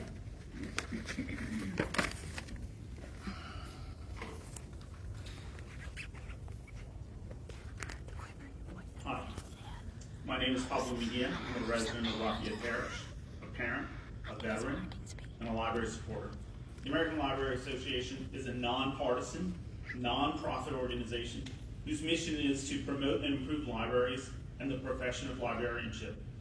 It is the oldest and largest library association in the world, founded in 1876, almost 150 years ago. Contrary to what some might have said here, it is a staunchly democratic organization governed by not one person, not one president. It is governed by a 131-person council with an executive board whose actions are subject to review by that council. That governing structure provides it with a strong, stable foundation that does not shift course at the direction of any one individual. The ALA does not dictate policies and procedures. There's no single policy that this library subscribes to that is mandated by the ALA. That's you guys, not the ALA.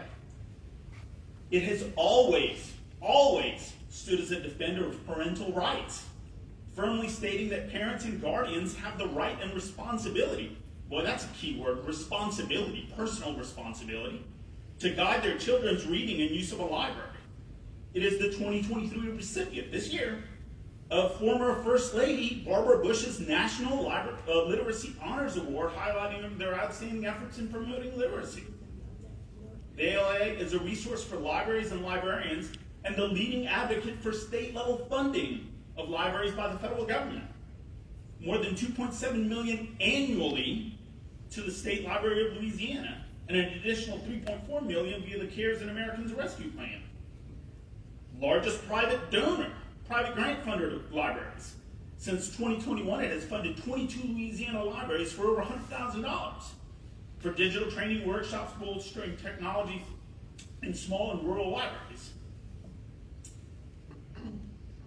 The ALA is the officially recognized accrediting agency for graduate programs offering the master's degree in library science. It is the equivalent of the American Bar Association. How ludicrous would it be to say we're going to disassociate Miss Bate here from the American Bar Association? That's laughable. The director of any public library in Louisiana, any, must be certified by the State Board of Library Examiners, which requires a master's degree of library science from an ALA accredited institution. The ALA is an organization of libraries with a simple mission to promote and improve libraries and the profession of librarianship. It has no hidden agenda. It is made up of librarians, including our local librarians, and embodies wholesome American ideals like literacy, education, and lifelong learning. Thank you, Bob. Good job, Papa. Kara Chance. Good job, my love. I cut it off. It was too slow. You did great. You did good. Hi, I'm Kara Chance. Do you expect us to believe that the personal beliefs of the President of the United States dictates the belief of all United States citizens, or says anything about the United States in general?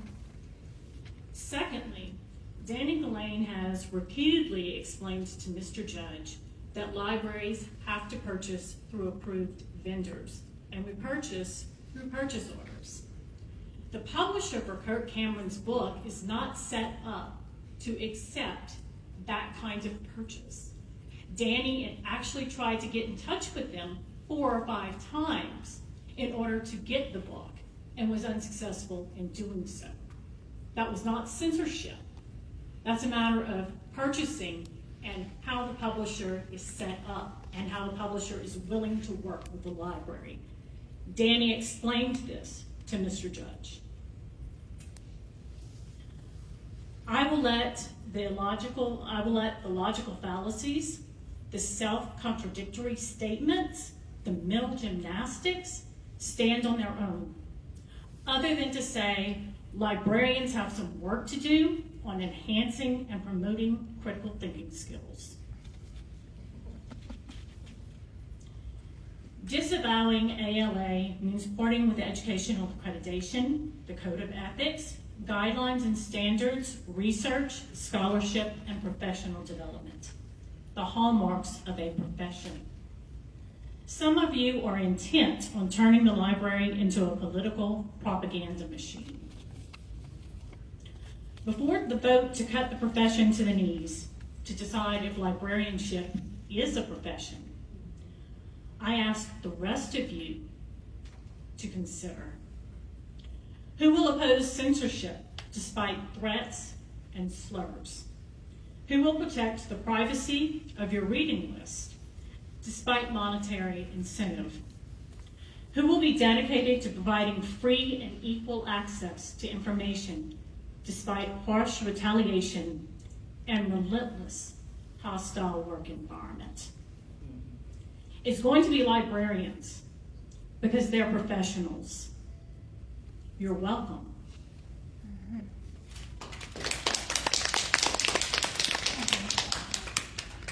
Mary Lib Garcia.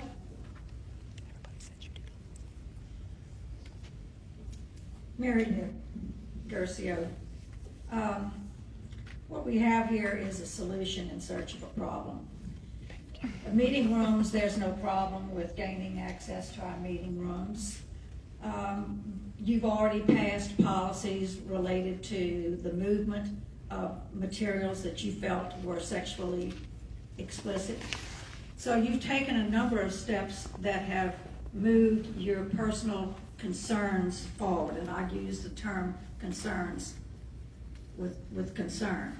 However, what I'm most deeply worried about tonight is this board taking an action that is unprofessional. It's going to affect your employment. It's going to affect the quality of the people that will apply. And fundamentally, this was put on the agenda. I had a friend call me and said, what does this mean? I said, I have no clue.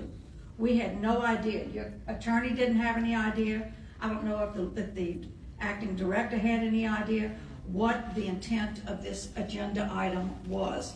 That did not allow us to prepare. But more importantly, the people whose lives and professions are directly affected, your school librarians, your public librarians, this is a holiday week. They're not even able to be here to come and give their personal testimony to you. So you're hearing from people like myself that are in town, that care about the library, that want the best people working here. Focus on trying to make it be the best it can be. Stop trying to make changes on the back of criticisms that are not real. Please do not pass this resolution and send a terrible message to the people who work here and the people who love our libraries and use them. Thank you. Janelle Zeddy.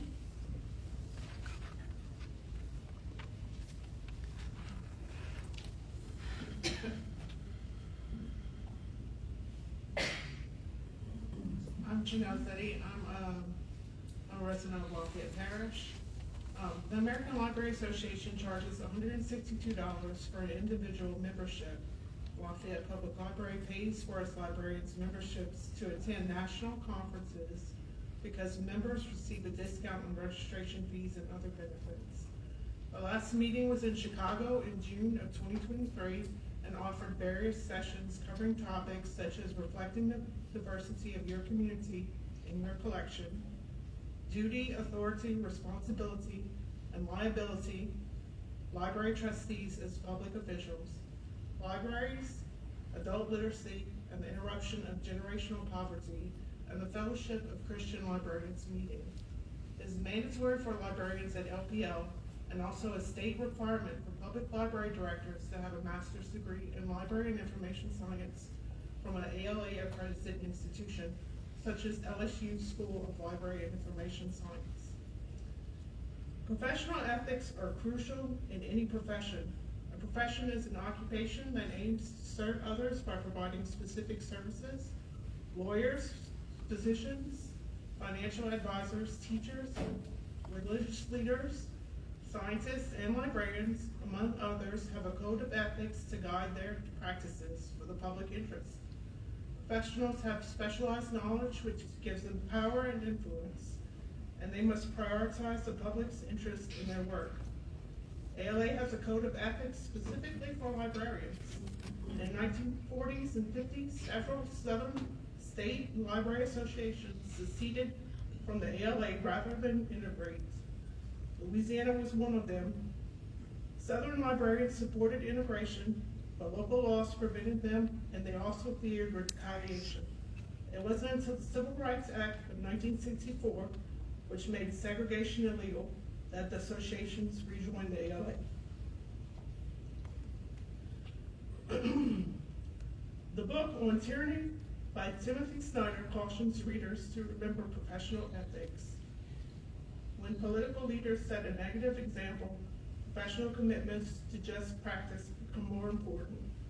It's hard to subvert a rule of law state without lawyers to hold show trials, or to hold show trials without judges. Authoritarians need obedient civil servants, and concentration camp directors seek businessmen interested in cheap labor.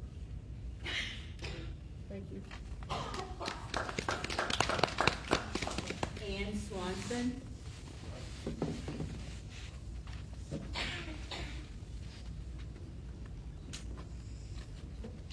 So I want commend everyone for how quickly they were able to respond to the comments. I heard the presentation, and I was like, what am I going to say? Like, I like whales, but I didn't have. It was not right to do that, and it was not right because for a bunch of reasons, including you talk about democratic principles, you talk about the democracy of our library, and here we are, a group of concerned citizens, and we don't always agree, and that's totally fine, but all we had was 8D. I put out a little comment on the side of it. I wrote, because I don't know if y'all know this, but on these forms it says, do you oppose, are you in favor, are you against what's coming up? And I put, not sure. I didn't know it was coming up. I thought, you know what, maybe what we're coming to tonight is to talk about how important the American Library Association is and increase our participation with this great institution. So I was prepared to make comments on that. I was very surprised when I heard what the comments were, and clearly there were many other people in key positions who were, and so I would ask that you vote this down, absolutely down. I'm going to make this as a request, but then I'm also going to talk with whoever I need to talk with from a policy, legal perspective on what you are required, what your responsibility as board members are in terms of informing the public about what you're voting on and what you're presenting prior to presenting that. And the last thing I will say is, again, you are fiduciary agents of this library. You're making decisions after decision after decision that is tearing down our libraries and making our librarians not want to work here. I'm not even saying that's your intent, but that is the result of your actions. Thank you. Amanda Anderson.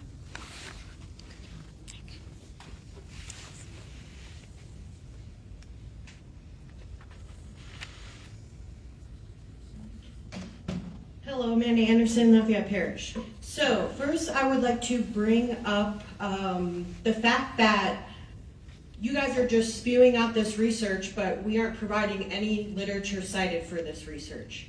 I would like you to name one reputable source that's not a .com or from Fox News. Can anybody? Do you know where to collect research? Do you know how to conduct a research review? I don't know if y'all printed it out, but I had actually emailed you a snapshot literature review, and that was just a snapshot I did in one day. Apparently, and Judge, you talked about science, about data, about research, but yet it's like y'all need either a master's degree in library science, or you need training from the ALA to conduct a research search appropriately, because you don't. So please, I would love for you to respond to my email with your literature cited research. I would really appreciate that, because that's what I provided you. I took a day out of my work schedule to conduct a review for y'all. I gotta make this quick. Apparently you also didn't do an in-depth review of the ALA website, Stephanie. Because not once did I come across, or Judge, not once did I come across any of these programs trying to elicit our children to be queer. The only thing I found on that website is how they promote programs for disability inclusion, which we talked about here today. Robert Judge, you talked about the digital age and how we need more digital resources in our library, correct? Well, the ALA also promotes digital literacy among library branches. A lot of people, you also talk about people don't want to work. Okay, well the ALA also promotes work program development initiatives in libraries. And again, this is all of my research that I conducted for you. You can find those statistics and that those articles were published in journals, or they were technical reports.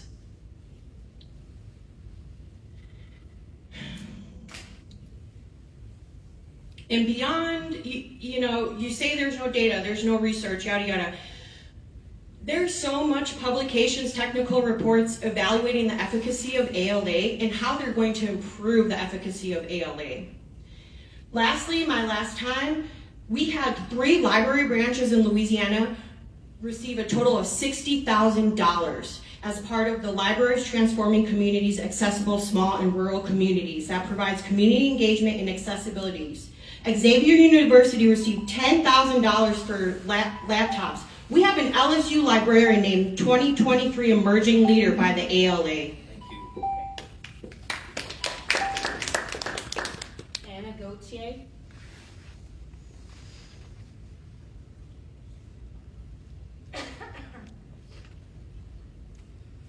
Anna Gauthier, Lafayette Parish.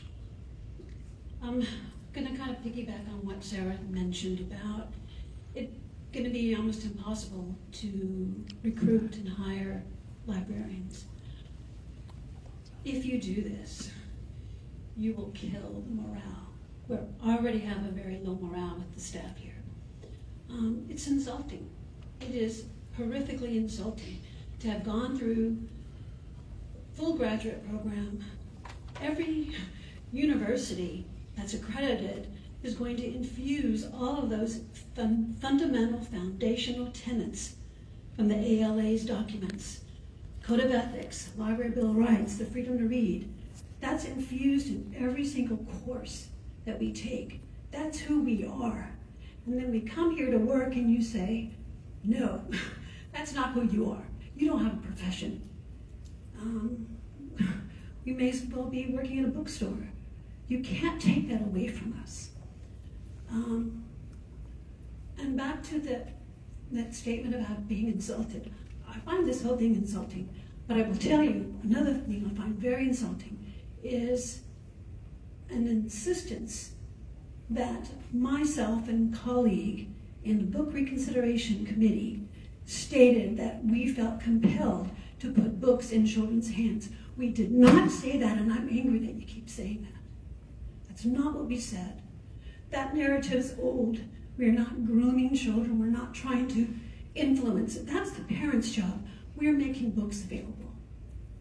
So please stop saying that.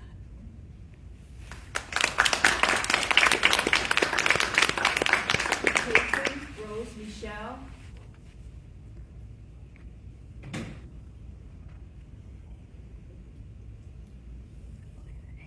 Hi, Peyton Rose Michelle. I got to experience y'all talk ad nauseum about how early or how late people with disabilities can decide whether or not they want to engage with the meeting. We didn't even know what we were talking about until, an hour into the meeting. If a disabled person wanted to engage on this subject, they would have no ability to.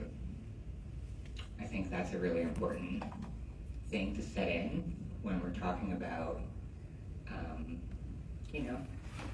complying with laws and open meetings. And on the American Library Association, I know I'm the last speaker, so I'll just really uplift the speaker that said, should all lawyers consider leaving the American Bar Association because of oversight? That's a really telling statement about what's happening here. That's really scary to me. Obviously lawyers and librarians are kind of different, but I wouldn't want lawyers to be incapable of serving me, and I also don't want librarians to be incapable of serving me. I'm a new resident to Lafayette, but I lived in Burbridge, just a hop, skip, and a jump away. And, I so love and appreciate the Lafayette library system because it is better than St. Martin Parish. Not that, no shade to St. Martinville, but, we just have an amazing system here that provides so many amazing programs. And it sounds like a lot of those amazing programs had inspiration from the American Library Association, convening, etc. And, I think, what if that didn't happen? What if all of these amazing, innovations and libraryship did not happen? Would we be where we are today? Would we be serving the community as well as we are today? I don't know. I mean, it sounds like we wouldn't have a makers things. God knows what else we wouldn't have. That's all really alarming. And lastly, I'll just wrap up with, I understand y'all aren't interested in, y'all are kind of against the oversight of the ALA. But I really worry where the information that, y'all provided came from today, because I frankly, personally, do not believe it came from your own personal research, even though that is what y'all claimed. I would imagine it came from a national organization that does, research on things like that. So, that's the kind of oversight I don't want. Thank you. That's the end of comment.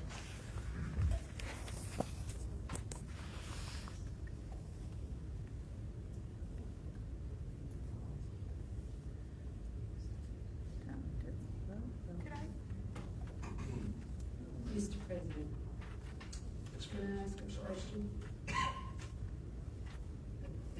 Listening to people talk, it makes me think of questions to ask and stuff.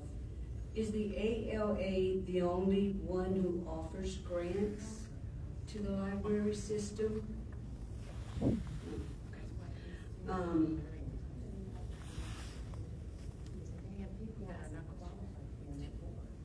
you have to be a member in order to be eligible for a grant from the ALA? I do believe you have to be a member, yes. And are there other organizations that offer accredited degrees?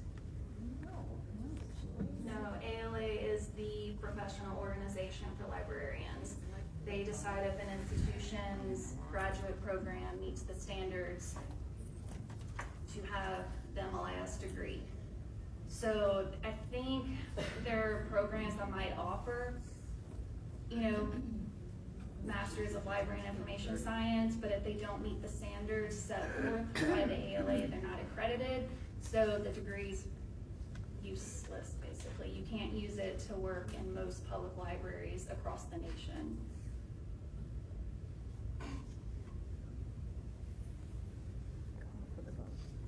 I think there might be a distinction to be made between a person who earns a degree, earns their MLIS at an accredited university, and being a member in this board, this library system, dissociating from the organization. Somebody earns a degree from a accredited university, and they get their MLIS degree, then they have their MLIS degree. So, and again, if we are the ones who, if the library itself puts in for what is the employment requirements for particular positions within the library, that can be modified according to this policy.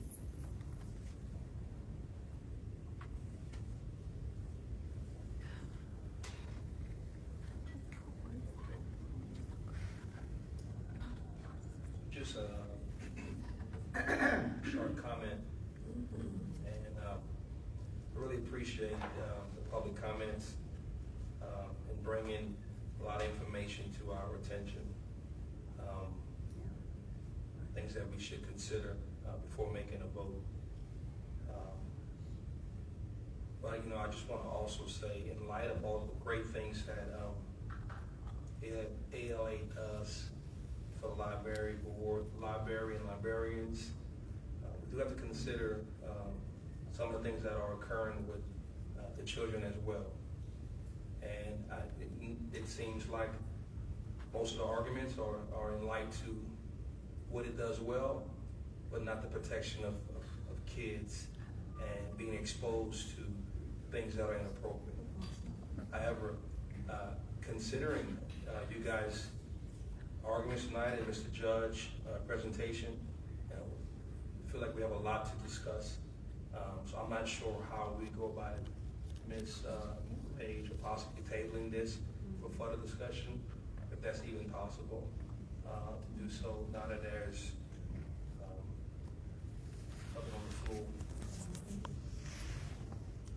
would just simply vote to table. The agenda item was not specific that a vote was going to be taken, so,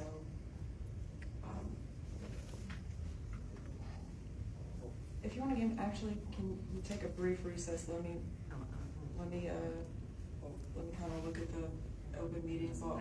My concern is that we've covered the agenda item as it's written, so we're not moving it, we've discussed it. So I think it would just be a motion to table at this point. It is. Point of order. Motion to table is not exactly the proper motion to move it, because this is the last item on the agenda. And so it could have been a motion if it was the first item, because it would be a later part of this particular meeting.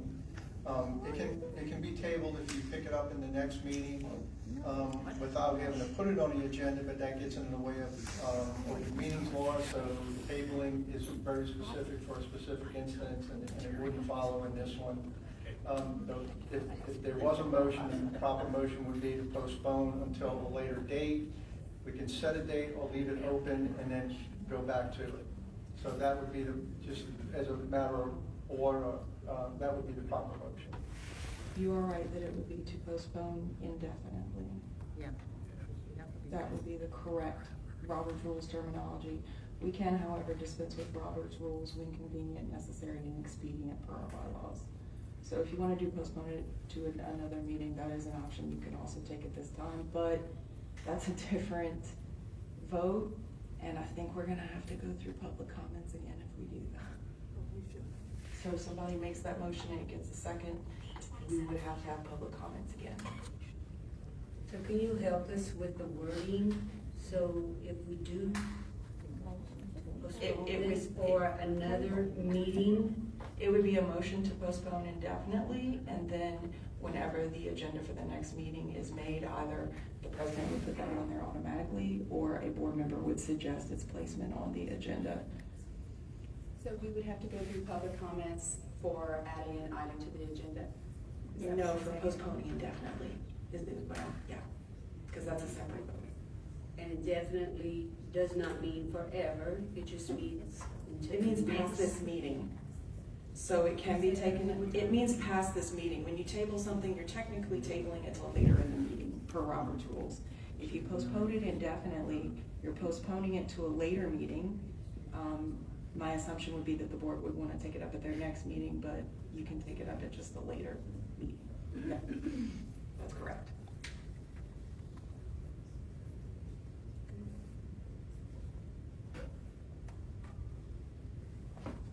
Ms. Page, your legal advice is there's still things you need to look at to make sure that we are in compliance with it. I have some legal concerns, and I can't give you a definite legal opinion because I would have to research them, unfortunately.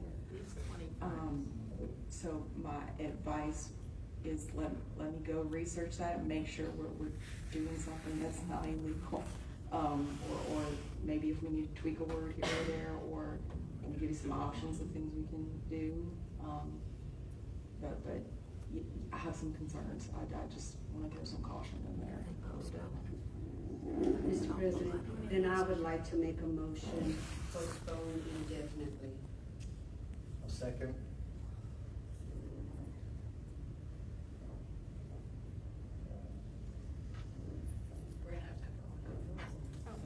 Lynette Mejia.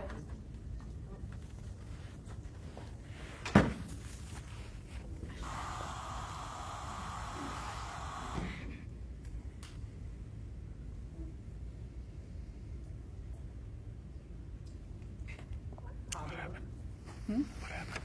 Well, I guess my mic wasn't on. I just said thank you. I'll pass. Sarah?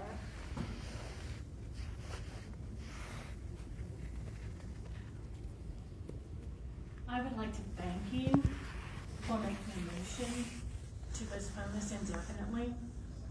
This is not a casual kind of vote. This has a big impact on how people who have dedicated themselves to this profession, how they will go forward or not in their work, and how people perceive them, and how their identity is formed. This has a big impact on people. This isn't just a castaway kind of vote. So thank you for that. Mary Garcia, Pass. Janelle Zeddy, She left. okay. Ann Swanson, Pass. Amanda Anderson, Pass. Anna Gautier, Pass. Peyton Rose Michelle,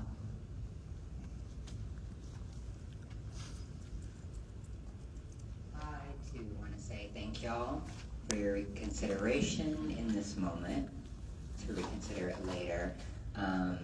And also to reply to one of your comments, I'm assuming you're Alan. Are you Daniel? Sorry? Are you Daniel? Are you Alan?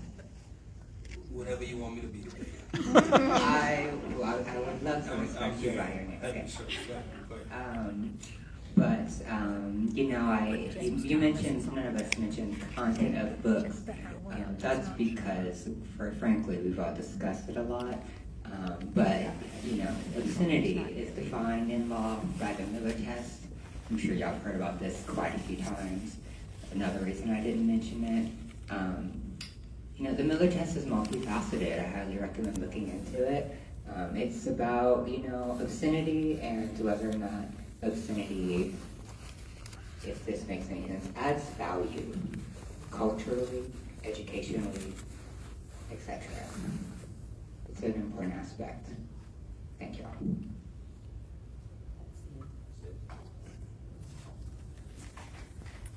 So we have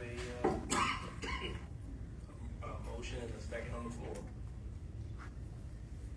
All in favor? Aye. Aye. Opposed? Opposed? I won't oppose. I'll abstain.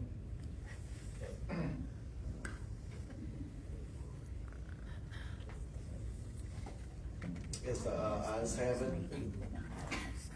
And one abstention by Mr. Judge. Mr. President, Yes, ma'am.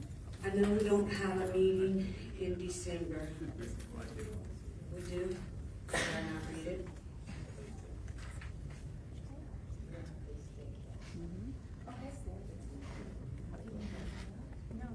So, do we need to make a date for our December meeting today? Normally it's on the third week. It is 18th of December is the third Monday, just for, I already looked it up. You already looked it up? Yes, ma'am. Yeah, I'm looking at my schedule now.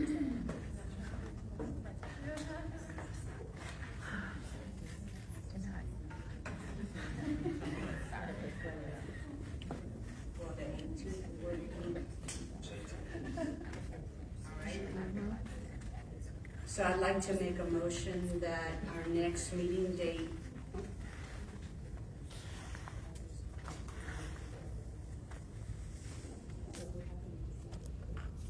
We have a quorum.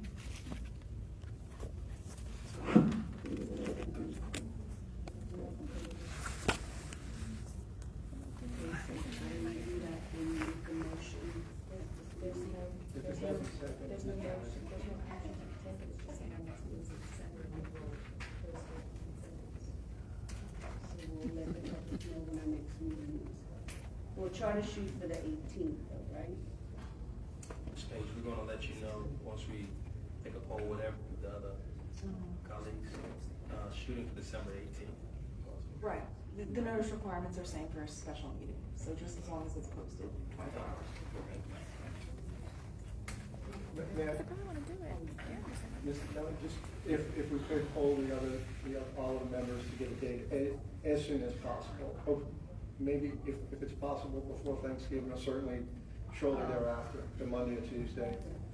To poll them. I thought, okay, To- y'all, to- I'm here today, okay? No, just, I want, if we can, to try to schedule a meeting as soon as possible, get a date so we can post it so everybody knows what it is as soon as possible. So they're not gonna use a regular meeting, they're gonna use a That's all. special That was my, meeting. just a Is that the deal? I guess. Sounds like it. We want to have a walking forum. They do that all the time. So they have a special meeting in addition to, or? Public comments on any library business which is not on the agenda. Okay, the next, Maria.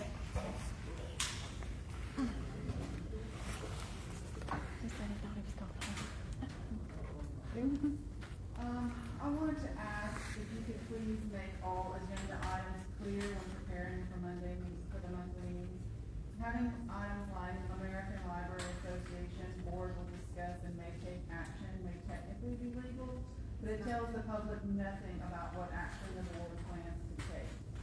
And I know, President, you are responsible for preparing the agenda, so if you could please make sure that those agenda items are clear. Take that in contrast to item B on tonight's agenda. Bylaws amendment. Board will discuss and take action on revisions needed to the bylaws to comply with Act 393, which clearly lets the public know exactly what will be discussed and why. It's patently obvious that whoever put the ALA action on the agenda knew it would be controversial, and so deliberately left off the wording to be as vague as possible. And this violates the spirit, if not the letter, of the open meetings law. For a board that claims it wants to take partisan bickering out of the library business and make the library apolitical, this is the opposite of that. So we really need more information on this. The second thing I wanted to say is, I'd like to ask, can we please stop preaching about personal responsibility and family autonomy? To say that you want individuals to have control over what their families read and have access to say you believe in personal freedom and abhor fascism, and yet month after month you come in here and espouse that very sort of oppressive philosophy and try to enact policies that take away those freedoms, it wastes everyone's time to pretend otherwise.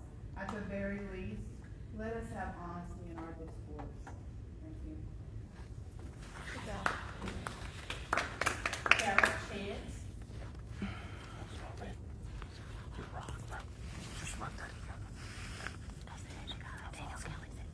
Okay, there's some books about puberty still in the adult section. Kids are not reading books about periods or growth. They're looking for information because changes are happening. It's almost by definition age appropriate. Excelling the books to the adult section doesn't change what's happening to the kids. It's just going to give them the message that it's bad or taboo. Please move the juvenile books about puberty back to the juvenile section so that kids who need the books have access to accurate information. Thank you. Amanda Anderson. This is going to be good. What's it about? No, just hold on. Amanda Anderson, Lafayette Parish. I'm requesting that the Library Board of Control add space to the meeting agendas around the time we say the Christian prayers to allow for meeting attendees the right to express their individual religion or proclaim no religion at all. For example, I would like to use my comment time to express the following agnostic prayer. We cannot know with certainty if God or Christ exist. They could. Then again, there could be a giant reptilian bird in charge of everything. Can we be certain there isn't? No. So it's pointless to talk about. Thank you. Thank you. Pablo Mejia. I'm brief. I think Ms. Lynette said it better. The agenda items should be clear. They're not. There's a reason for that. I think it's a problem that your own council, members of the board, your library director, people don't know what's on the agenda, what the actual things are. And let's not pretend, I mean, it's a huge packet that Mr. Judge had that was previously prepared. Obviously, Ms. Armbruster, who magically happened to have the same talking points on the same day, she also knew what it was. Why didn't Mr. Thomas know that this was what was going to be discussed? If we're going to actually have meetings complying with open meetings laws and a democracy, not a Marxist or any of the other words that you threw out, I mean, let's at least act as Americans, okay?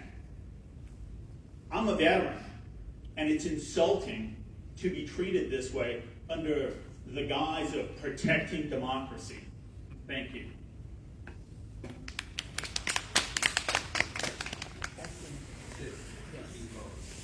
All right.